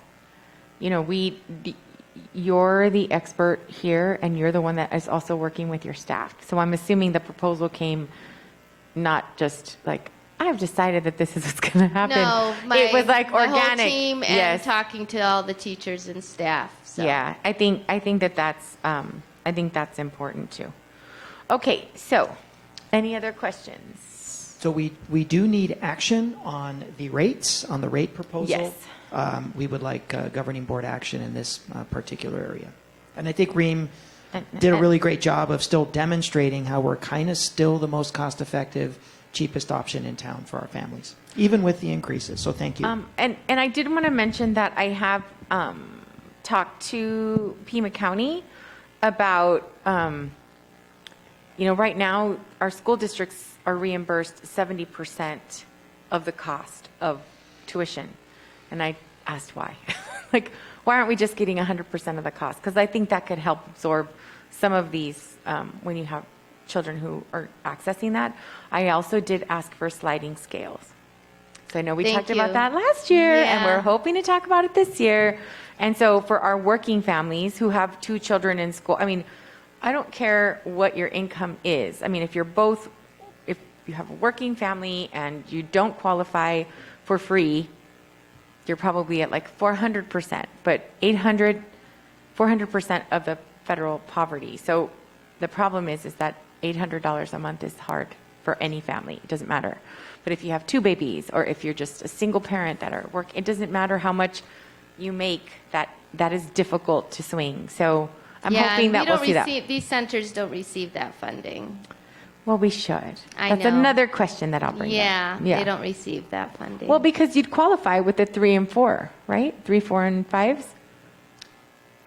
Yes. So Okay. we have sites, we have 8 sites that have nothing or didn't have preschool, so we focused on those schools. So we selected placement. Yeah, but we also have some unspent resources. So I think that it's good for us to look at this again, and Sure. just know that on the other side, I am advocating for our schools to get the full 100%, not the 70. So thank you. Hopefully that will work. Ms. Yeah. Grijalva, does administration want us to vote on the calendar recommendations? We'll take the vote on the calendar recommendation as well, as well as the okay. fees. Well, the action was really the tuition. The right? tuition, Yeah. that's where the board sets those fees and. Yeah, especially- I That's think, right. Yeah, that's the tuition. Okay. I think that we're, yeah. Do you need us to take action on the calendar or just the tuition? It's up to you. The tuition's great, and we'll proceed with the calendar. You don't need our. The other 2 items are administrative. They're administrative. The summer access and the calendar we can do. Okay. This is Okay. the fees that require governing board action. Okay, so the motion is to approve administration's recommended rate increases for tuition at the district's 2 infant and early learning centers, Brickta and Shoemaker. So moved. I'll Okay. second. So I have a motion by Ms. Luna Rose and a second by Ms. Counts. Any discussion? All in favor? Did you want to speak, Ms. Shaw? No? Yes. Go I ahead. did. Thank you. I just wonder, like, this 10% increase, 5% the next year, is that really going to make a dent in, the funding and the needing or retaining or finding new employees for these centers? And just thinking about the financial strain for some of our families, I just wonder if it's really necessary, and if us as a district can throw money at the centers so that our families don't have to pay for this increase. I think that's a question for you, Dr. Trujillo. I want to thank Board Member Shaw, because that's actually a great segue into our financial forecast presentation. And probably that's going to be a great time to kind of talk about, once you see mapped out what all of our projected expenditures are, what your capacity is to do that.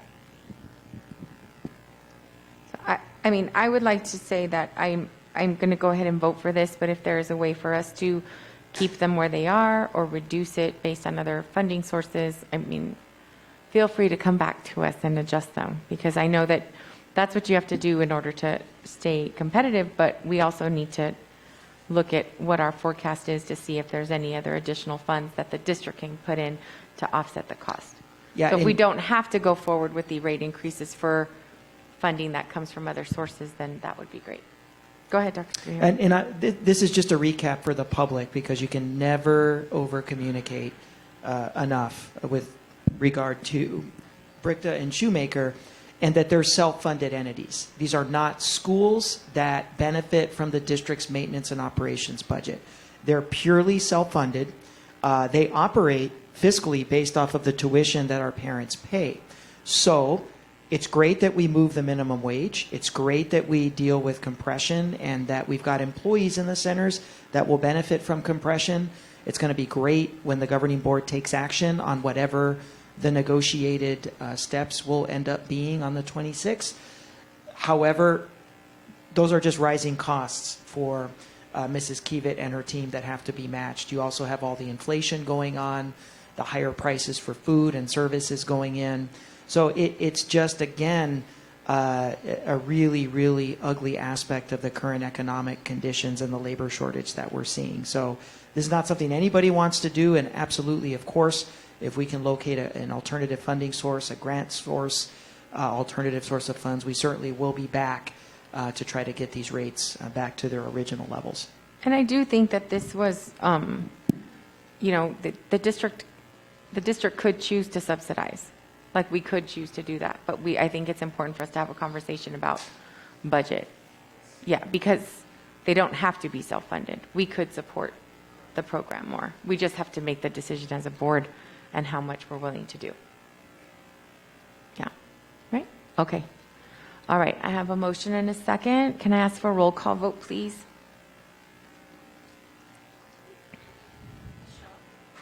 No. Yes. Yes. Yes. Yes. Thank you. Thank you. so Thank much. you, Wayne. Okay. President Grijalva? Yes. Can I ask that we move 7.3 and 8.2 to a future meeting? We still have the financial forecast, which is going to drive some decisions on some expenses coming up in the next meeting and negotiations, and we still have to go back to executive session. Dr. Trujillo, which ones? I'm sorry, you wanted 7.3 and which other one? 8.2. Governing board member Shaw just actually kind of beat me to the punch. I was getting worried about the clock. I don't want the board losing steam. I do think that the matter of urgency around 8.1 necessitates us going now. That way we can be in better shape for some of the Okay, agenda so items. do we want to put 7.3, and depending on how long, why don't we go ahead and move 7.3 to another meeting, and we'll look, because before and after school is important for us to discuss, but I just don't know if we're going to have time today. Yeah, we can bring that one back. That one's more of a study info. Okay. That one didn't require action. We can bring that back at our next board meeting. Okay, so we're going to go ahead and 7.3 and 8.2 will just be postponed to an upcoming meeting. All right, so we'll skip Thank you. Mhm. and go to 8.1. Dr. Trujillo. Yes, and at this time, I'd like to welcome Renee Weatherless, who will be joining us via Zoom, who will be my co-presenter. We'll be both tag teaming this agenda item, this very, very crucial and vital agenda item. So the first thing that I wanted to do is just kind of set the stage around what our 4 goals are tonight with this item. The first and foremost goal is just to take a step back before we're asking the board to vote on any more expenditures coming out of M&O and capital, to take a multi-year look at what the district's projected fiscal capacity is going to be in the next 5 years. And number 2, to identify those recurring expenditure commitments that we've already made and what those expenditures look like across fiscal years if we continue them, along with the list of current urgent but yet still unfunded needs in both operations and M&O, and you know that list is massive, right? So getting a clear look at what the needs are that are still unfunded and need to be taken into consideration. And then allowing the administration to come forward and say, this This list of 3 or 4 expenditures, this is what we deem priority. This is what we believe to be priority to be funded for fiscal year 23 as a package. These are needs that are necessary to move our schools forward. They're necessary for school improvement efforts and to strengthen socio-emotional learning efforts on our campuses and to expand music. We'll talk about that a little bit later, but most importantly, and the central focus of tonight, is to give the governing board an opportunity to start thinking about what I call its fiscal identity, its financial approach, its financial framework, the frame from which it's going to operate with financial decision making. And every board has to determine that for itself. There are some boards, and there is no wrong answer. We were just at NSBA this past weekend, and I met a lot of boards that are of the fiscal mindset of our job is to fund the urgent need of the moment, regardless of what we have available, and then worry about cost reductions later. Go in, work collaboratively, determine where the cost reductions are. But I also met governing board members at NSBA this past weekend that are fiscal mindset B. You need to provide stability. You need to honor ongoing expenditure commitments that you've already committed to in designated areas that your employees have been asking for and that the board values. And you need to make sure that you have enough fiscal capacity at the end of each budget cycle to be able to fund those ongoing commitments, things like salary steps, things like subsidizing employee benefits, covering the cost of all-day K. So we wanted to get the board started thinking about what this board's fiscal identity is going to be. And neither is a wrong approach, but what it does help the administration do when the board does determine its financial approach, it helps us better plan, better communicate, assess the feasibility of funding requests coming at us, knowing where the unit stands from a governing board perspective. So those are our goals this evening. And I'm going to ask Renee Weatherless to go ahead and get us started. Ms. Weatherless? Thank you, Dr. Trujillo. Good evening, President Grijalva, members of the governing board, Council Ross, and staff. I am here tonight to go ahead and talk about a financial forecast over the fiscal years 23 through 27.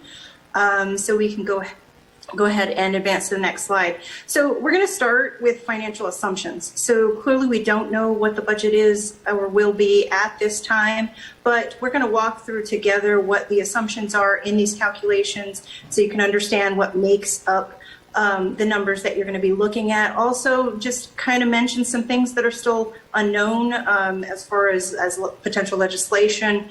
And then based on those assumptions, we'll move forward into actual calculations of revenue, what anticipated expenditures look like, and how decisions being made on those expenditures will impact carry forward in the years to come. So we'll do that same thing in the M&O revenue and then again for capital.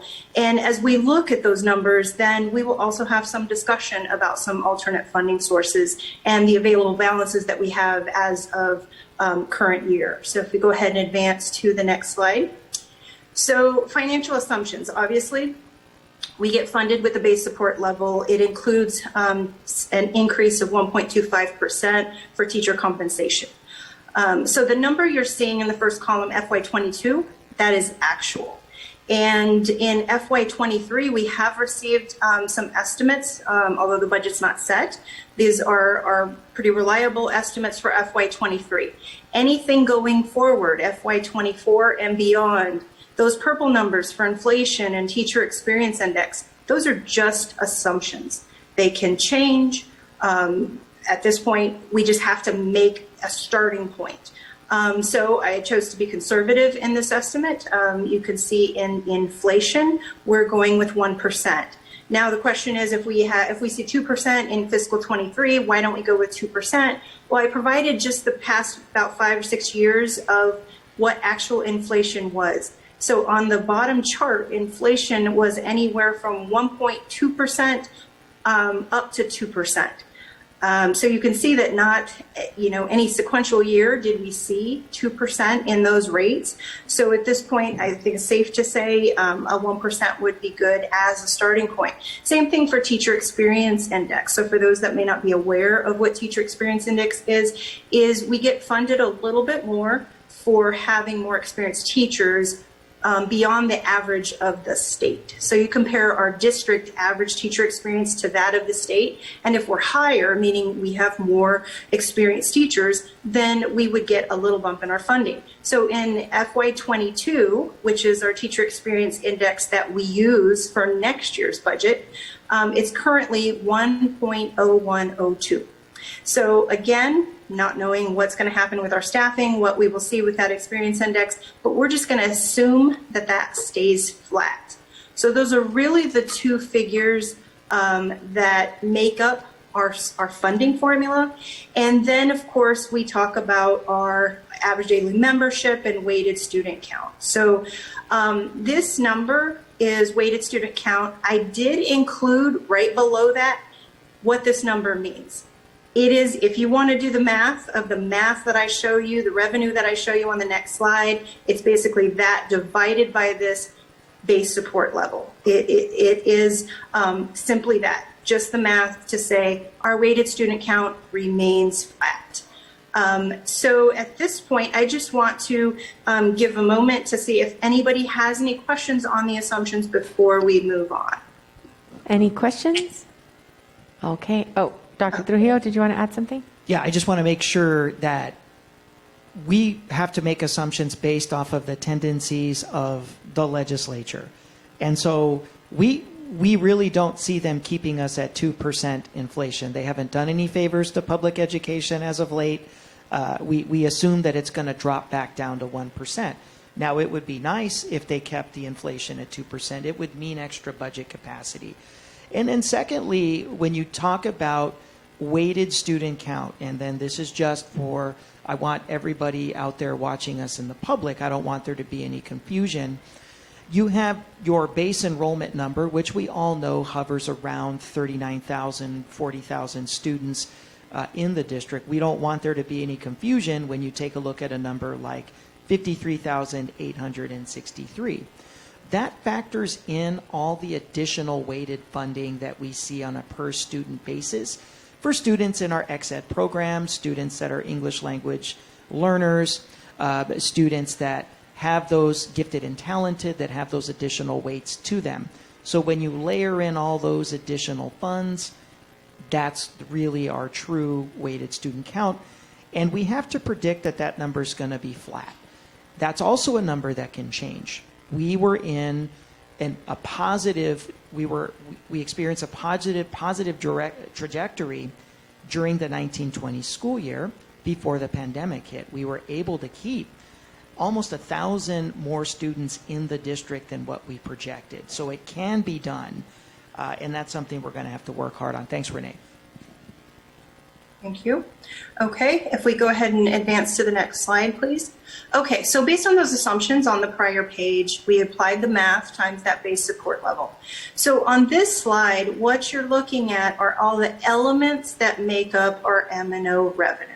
So you start with base support. In addition to that, we have transportation, we have desegregation revenue, dropout prevention. We also have some additional monies in Prop 123. And then the negative on energy savings. What that is we have to transfer money out of our M&O capacity to cover the lease payments in the energy savings fund. So you will see that until that lease has been completed. And I believe it's out in about 12 more years, I believe. So what we're looking at here, the transportation, I did include there just a note that there is a potential for a striker bill that could change transportation revenue. Now, we don't know if that is going to pass. It's just a comment to be made here just to make sure that you are aware. What this means for the district is there is a difference between our transportation revenue based on actual route miles driven and the transportation revenues limit that we have been able to carry forward for many years of 19.5. So just to give you a reference, if you looked at our adopted budget for FY22, the difference between those numbers was a total of $14.5 million. So if you had calculated it based on actual, it would have been $5 million, but we were able to maintain 19.5. So for the purpose of this financial forecast, we don't have any indication today that would tell us we need to decrease that number, but we do need to know it's out there. There's a potential for any kind of funding change at this point, and so we just wanted to make note of that to make people aware. DSEG is a capped number. It is $63.7 million. That revenue gets split between M&O and capital. For this purpose, we were at $61 million for FY22. We're just assuming that same trend. If there's any change, it would just be between M&O and capital, but the 63 will stay the same. Dropout prevention is also capped at just under $800,000. The energy savings, those are actual lease payments that will go out through past fiscal year 27 at $2.8 million. Now, Prop 123, the final year of funding, we currently receive about $2.8 million. The last year we will receive that is in fiscal year 25. So you can see in the far two right columns that on that last line there, Prop 123 is set at 0. So at this point, we're not sure if there's going to be any additional funding. So we are making the assumption that that $2.8 million would be lost in those future years. So we just want to make sure that you're comfortable with this revenue estimate. And Dr. Trujillo, did you have anything to add? Just to highlight on energy savings, you know, we celebrate being the largest solar power district in the state, but there's a cost. It's $2.8 million in our energy savings that have to go to the payment of those panels primarily that we're going to be making for several years to come. And then secondly, though we have received good news at the moment on the status of the striker bill, I just want to caution everybody watching that it could reemerge during the budget process at the legislature because it is a budgetary item. So the traditional avenue that it's going right now out of committee as a bill is halted, but it could reemerge during the budget process. And what that means is we'll depart from a formula that funds us based off of the total segment of our student body eligible to ride down to actual miles driven. And there could be a significant impact on this budget. So we'll continue to watch the bill.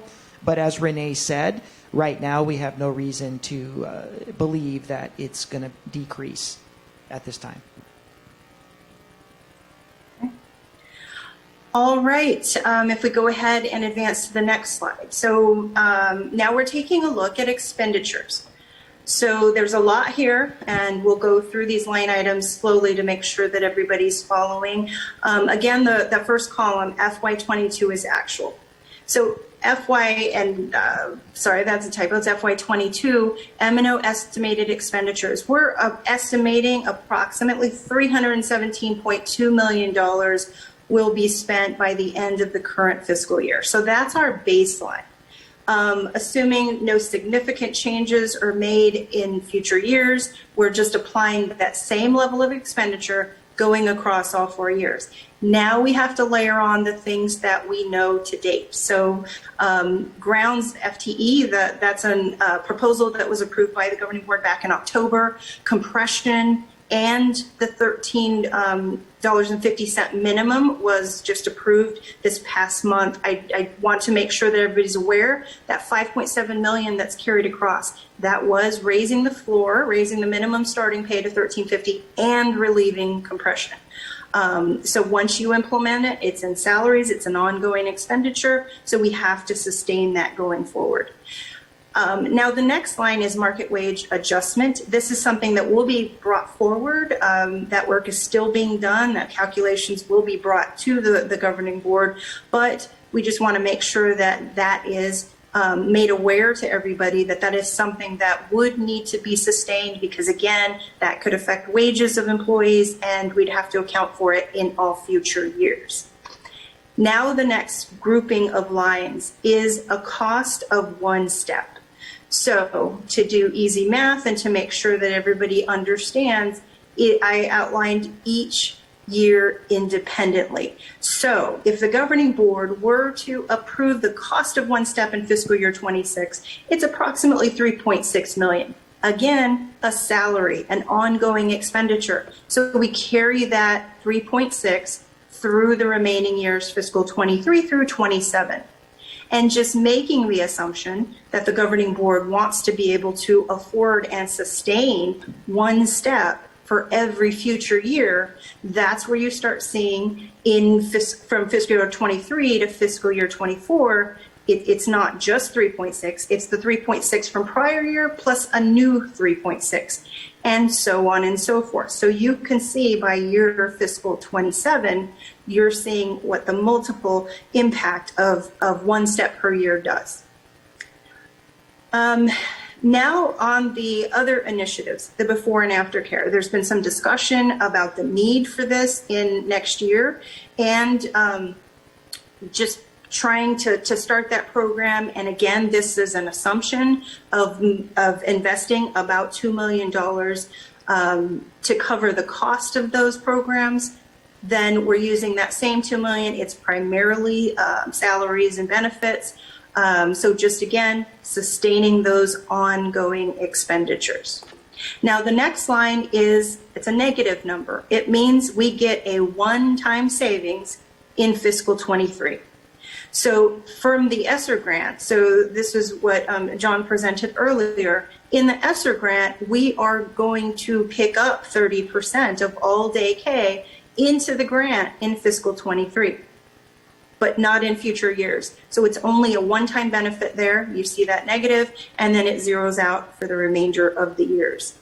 Now we have brought to you in prior months what the cost of going from our current $13.50 minimum pay up to match the ordinance of minimum wages, which is $14.25, and then again to get to $15. Now on these wages, again, I want to make sure that everyone's clear. We did asterisk these and put a note at the bottom, but I just want to point out those costs of $2 million to get to $14.25 and an additional 1.1, that does increase the minimum starting wage and relieving associated compression.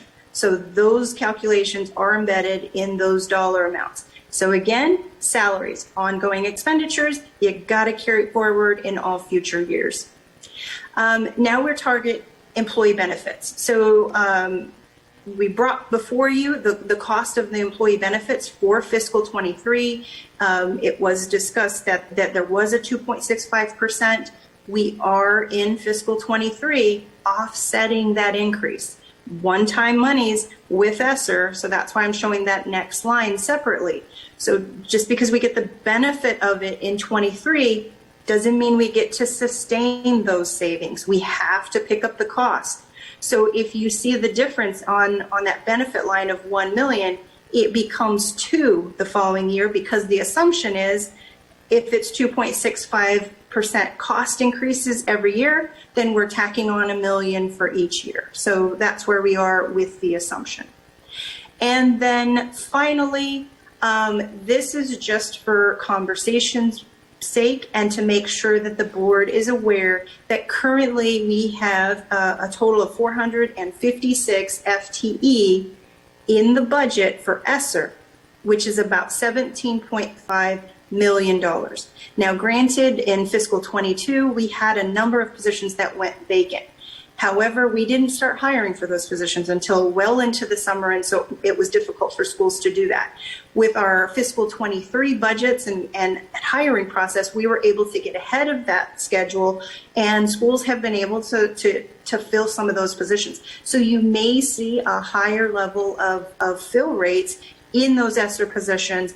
Just want to make sure that based on the presentation that was done by John and seeing that money is not necessarily going to be available for schools in fiscal 24, it's a conversation to be had and to make sure that a plan is being thought of on what to do with those positions. So Dr. Trujillo?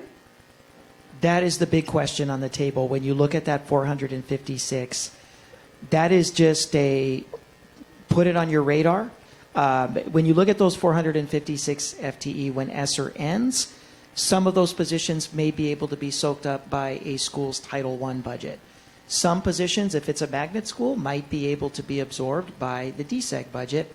We may have some attrition in our own ranks where some of these positions might be able to fill in for some of our vacant interventionist or counseling positions. We have them.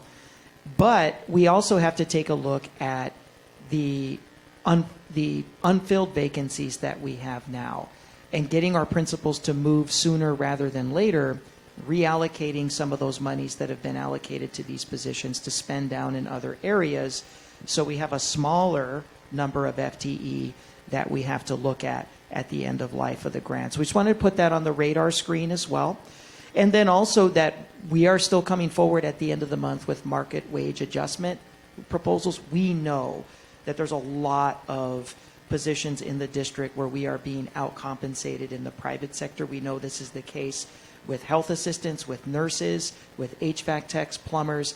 And so we're still costing all of that out, and that's just the cost of making sure that our schools are running well. So these are just things that are going to be recurring, and we're going to have to take a look at across the next 5 fiscal years. Thanks, Renee. All right. If we have no questions, we'll go ahead and continue to the next slide. So this pulls the previous 2 slides together. So the revenue that was calculated on the previous slide and the expenditures that we just covered. Now we're going to look at the line excess revenue over expenditures. So it has been discussed at board meetings about being able to live within our means. So what does that mean? It means that keeping your expenditures at the level of your revenue.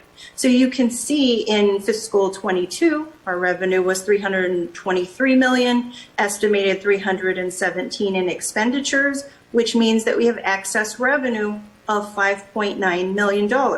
Well, if you look forward on going across that chart, you start to see that as those salaries compound, as the calculation for steps are included in the cost of benefits and everything we just covered in the prior slide, you start to see the expenditures outpace the revenue. So again, that's just looking at being able to stay within your current funding. Now we know when you're setting the budget that you also can take into account in your budget capacity the prior year carry forward. So when you're looking at in fiscal 22, that prior year carry forward came from fiscal 21. So if we have 5.9 million left over in revenue, we carried over 23 from last year, we're estimating at the end of 22 approximately 29.2 million. Now that last line, 1% carry forward commitment, that is the policy that the governing board has established on carry forward, which is set at currently at 1%. So the question is, based on that remaining balance, are we meeting that expectation? So based on revenue of 323 million, 1% is just over $3 million. Clearly, it's being met in fiscal 22. So that remaining balance, 29.2, that's what you carry forward into the next column. So revenue over expenditures, 2.2 million, add your carry forward, remaining balance at the end of 23 is actually going up to 31.3.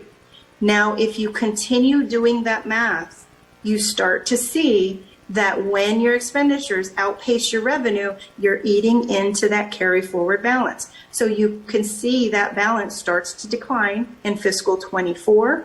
It goes down from 31.3 to 27.9. Again, in 25, goes down to 21. And in 26, that's when you're losing additional monies in Prop 123, as well as those additional salary adjustments will go down to 11.9. And then ultimately in FY27, you're not meeting the 1% carry forward commitment. So the chart at the bottom is just showing graphically what this number chart was doing, where the blue is your revenue, the orange is your expenditures. You can see visually that your expenditures are outpacing revenue.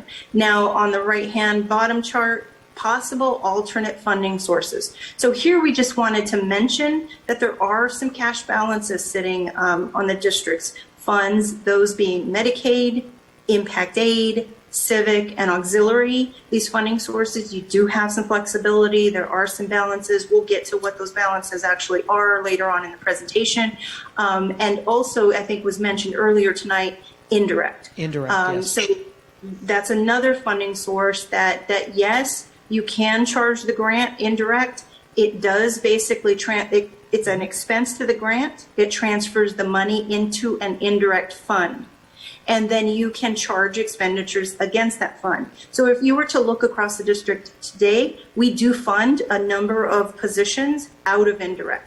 And they come out of your central departments. There's an HR, HR, TS, finance, even in operations. You do have some positions being funded out of indirect today.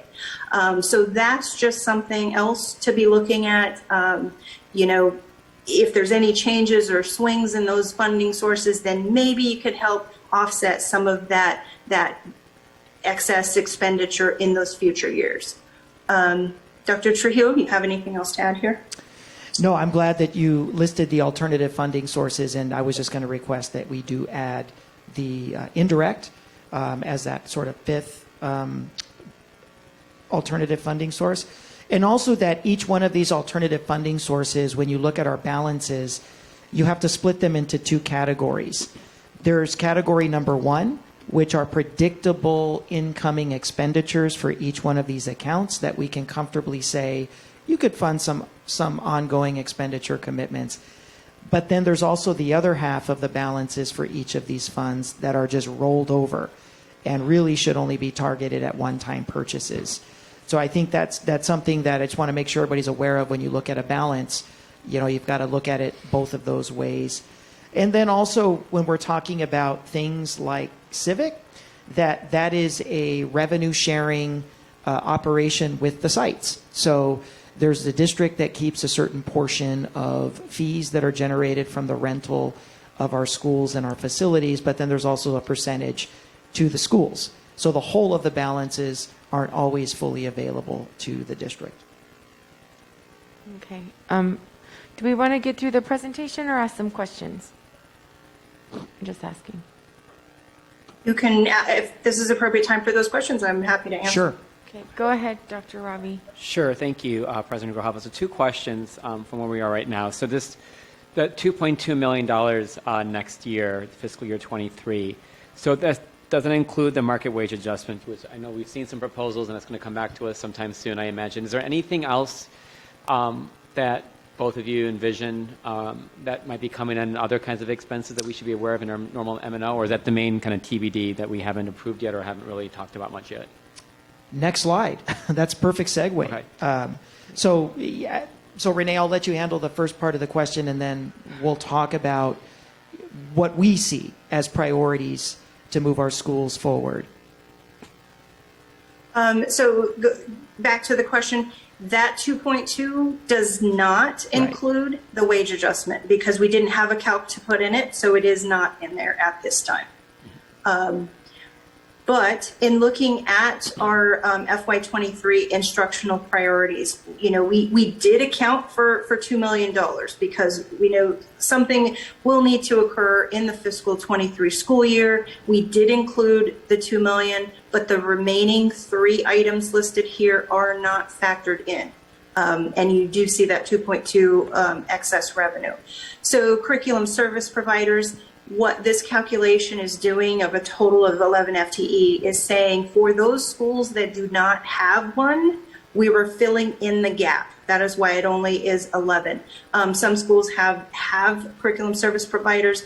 They're funded by various funding sources, whether it be out of our title grants or even some in DSEG or even in ESSER. Right now, that gap is a total of 11 FTE for $770,000.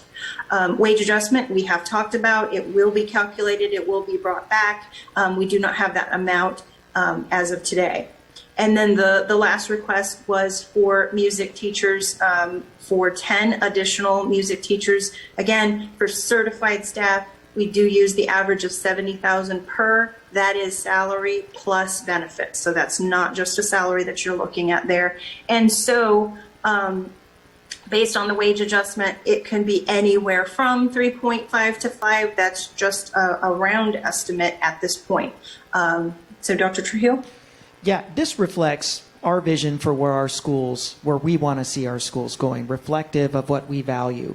Number one, we know and we've heard from our community that before and after school care is mission critical, and we could even lump in from the earlier conversation, taking a look at helping out with fee increases over at Brickta and Shoemaker.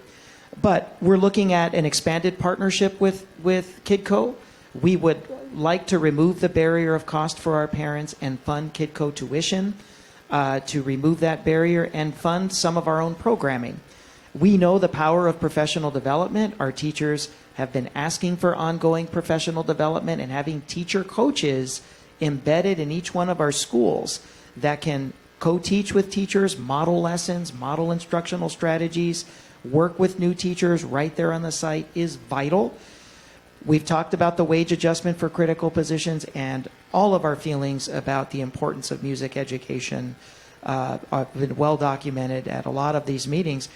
We've achieved goal number 1, was to put music in every single school. What's goal number 2? Stop the traveling. So just because you have music in every single school, that's good, but you still may have a music teacher that is going to 2 or 3 different schools to provide music education access. This is just another march towards making sure that our elementary schools have a full-time embedded music educator in the school. It's a little bit more about our priorities. Okay. Another question. Yeah, and then we still have several slides, so maybe go ahead and ask the question, and then we'll. Sure. While we're just still on stay the M&L, slide. thank you. Can you go back 2 slides, please? So is the kind of the employee, the FTE for ESSER, is that happening in the TBD for 24? Is that meant to be in 25? Are these positions funded through fiscal year 24? They are not at this point in time. We did factor in the $30 million allocation, which is the $350 for every school in fiscal year 23. Based on that presentation, you saw your remaining balance is about $14 million. So clearly we cannot sustain that $350 allocation into 24. Okay, thank you. I think we're ready for capital, Renee. Yes. All right, go ahead and advance to slide 8. There you go. Okay, so we're kind of repeating the assumptions here, but on the capital side. So for capital, it's pretty straightforward. It's per student count, and we're just making the assumption that our student counts remain the same. Our DSEG allocations between M&O and capital remain the same. It's approximately $22.2 million of revenue every single year. So we did get fully funded in FY22. We're making the assumption we stay fully funded in capital through the remaining years. So you have revenue of 22.2. Now we look at current year expenditures. So we broke out what we're estimating about $18.4 million of current year expenditures. And we broke it out between things that we know are not going to be recurring or will be ending at some point versus your baseline at capital cost in any given year. So in 22, that baseline is 13.1. We're making the assumption that all of those expenditures will remain at that level. Non-recurring, these are one-time projects. These are some financing agreements that we have currently that will expire. So when you look at fiscal year 23, you see that non-recurring goes down from 5.3 to 1.8. That is those one-time projects done in 22 that don't repeat. In 23, that non-recurring cost is we're actually financing a textbook adoption that we had done a couple years ago. Well, that gets paid off, and now that funding source is available to be allocated in future years. Beyond that, there's some capital projects and requests proposals that have already been approved, one being the grounds, facilities, and we just did capital and investments to the tune of 10.6. We also have an ELD textbook adoption included in FY23 of $0.6 million, $600,000. So our capital expenditure estimate for next year is $33.3 million. So when you're looking at just revenue and expenses, it's negative because we knew we were going to be spending some of the carry forward.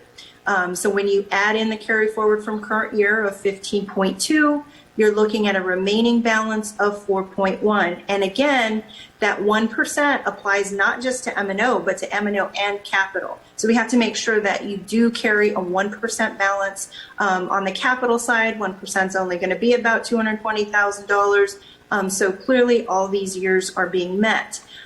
When you look going forward into fiscal year 24, you have the ability to approve your capital expenditure plans because everything that was done in 23, there is nothing that was ongoing. So all of those expenditures would drop off. You do have, beyond your sustainable capital budget, you do have just under $9 million going forward. So once any decisions get made to spend any of that money, then clearly that's going to affect your carry forward balance, and then future balances would depend on each year's decisions independently. Dr. Trujillo, you have anything to add?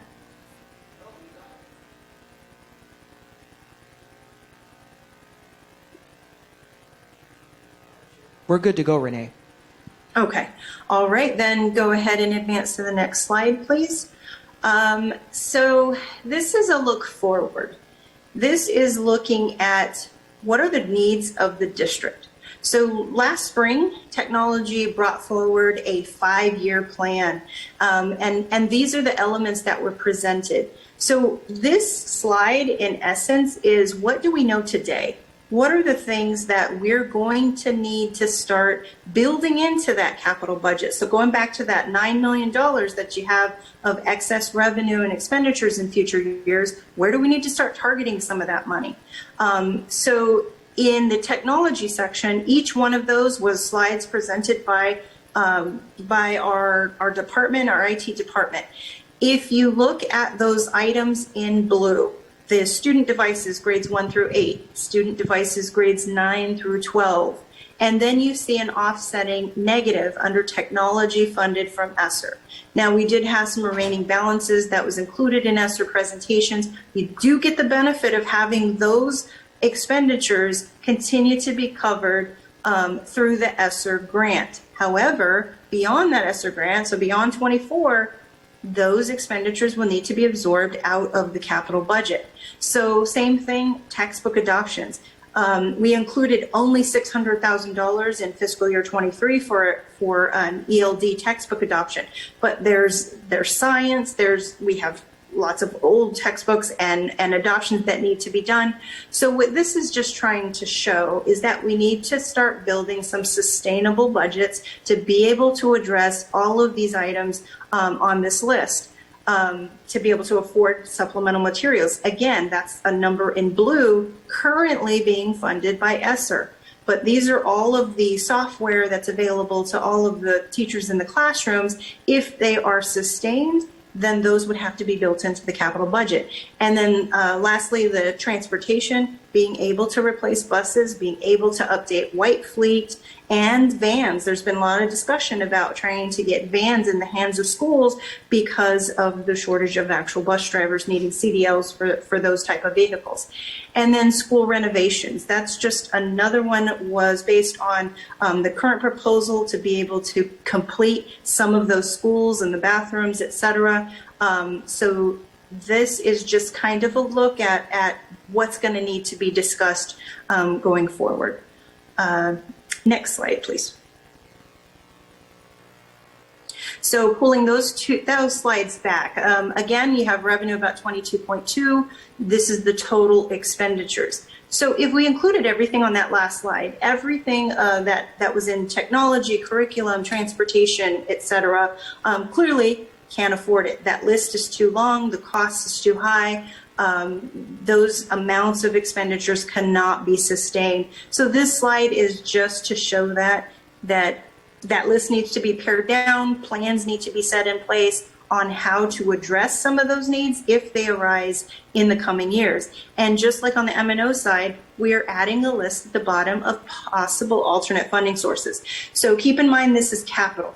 So with capital, you can still use some of those funding sources we mentioned before, one being Medicaid, impact aid, civic and auxiliary, and to some degree indirect. It depends on what you're buying. But with capital, there's two other funding sources that are available, one being plant funds and adjacent ways. And adjacent ways depends on the actual project that needs to qualify for those funding sources, but we just wanted to make sure that you were aware that those are our funding sources available for capital. So if you go ahead and advance to the next slide, what this is doing is saying, here's a starting point. If you wanted to keep your remaining balances, your carry forward at or around that 4.1, then you could potentially start earmarking a couple $1 million, and the board has discretion to allocate these monies however you choose. But this was just for sake of conversation to say, here's a way that you could start building that baseline expenditure in the capital budgeting and be able to maintain your balances and sustain them going forward. And then next slide, please. So now we're going to just kind of go back to the alternate funding sources. So earlier, Dr. Trujillo mentioned about the difference between one-time monies and ongoing expenditures. So what we're seeing here is one, by funding source, and again, we need to think about indirect in this list. What kind of expenditures can you cover? So in Medicaid, you can pay for some expenditures that would be in your M&O type category or capital. And you can see the plant funds in adjacent ways. M&O is not allowable. You cannot use it to pay for salaries. You can't use it for services. You have to buy capital equipment. So then the next two columns are saying, based on the trend of revenue that we've been seeing, based on the expenditures that we continue to budget every single year, is there capacity today in these funding sources for ongoing expenditures? So in Medicaid, if you've seen our financials, you may have seen a couple years back, we really topped out all of our Medicaid expenditures and we had to pull back. Well, now we have a little bit of breathing room. We have up to the tune of about 1.5 million. You could, and you would need to continue monitoring that, but you could add about $1.5 million of ongoing expenditures and stay at or around your revenue levels. Clearly, we have some cash balances, one-time expenditures only of about 10.3. So we tried to show you with all these funding sources, if you needed to pay for something like a salary, then you're only looking at that ongoing expenditure number versus maybe you're leaning towards capital type expenditures. They're one time only, and you would be relying on some cash balances. So if you go back and look at your capital for FY23, those monies are pretty much already approved and allocated. If something unexpected happens in 23, you may be relying on some of these funding sources if you have to fill in the gap on any one-time capital purchases for next year. So that concludes the presentation. We can take any other questions. Okay, board members, questions? All right. Thank you for the presentation. We appreciate you joining us. And so tell us what you're with TUSD, but what are you doing? Yes, I'm helping out the district. I did take another job and I moved to Phoenix. Oh my God. Well, I want to thank you so much for your willingness to come and continue to help hold our hand through this process. We really appreciate it and understand how busy you are. And now that you're doing another job and helping us with this, I just want to thank you for all of your help. And it was very, very thorough. And I like the projecting, because I think one of the issues that we have is we look at that bottom line and say we can fund it, and I'm totally guilty of it too. So it's good for us to be able to see the long-term ramifications of all of the decisions that we make and how it will impact. Does anyone have any other questions? All right. Dr. Trujillo. One last. I really would like to get the board thinking on the capital side of the house. Now that we know starting in fiscal year 24, we're going to start to have that build up of the capital funding. let's start getting on a predictable capital earmarking plan where we're giving percentages and we're giving allocations to the different departments. It brings a little bit more predictability and stability to those departments and what needs to be funded. Yeah, I also think it would be great for us to look at setting aside like the maintenance part. That's one of the things that our district has not historically been great at since I've been on the board. It's getting better, but sort of budgeting for refreshing of the technology and for replacement of HVACs and for all of those things that we know the costs are coming, and what we try to do is fix them for a really prolonged period of time and then end up with a lot of our units, you know, we need replacement all at one time. Okay, well, thank you. Thank you, Renee. All right, thank you. Okay, thanks for being here. All right, so we moved off 7.3, and you, Dr. Trujillo, said 8.2 is something that we could wait on until our next meeting? Okay, and so do you still need us to return to executive session? Is that a no? Is that only because it's 10:22 and you just don't want? I think I'm reading the energy level here. Are you sure? What'd you read? Yeah, it looks like our board members are tired after a long night. We're so- all like back spasming. Yeah. I think we're okay. We're good. Okay, And- I do think it's an important conversation to have, but Yes. we will read up on it and make sure we're all Absolutely. well versed for our next meeting. Okay, so it is 10:22. Thank you all for your patience and for staying with us, and this meeting is adjourned. Thank you. Thank you. Our dinners are still over there.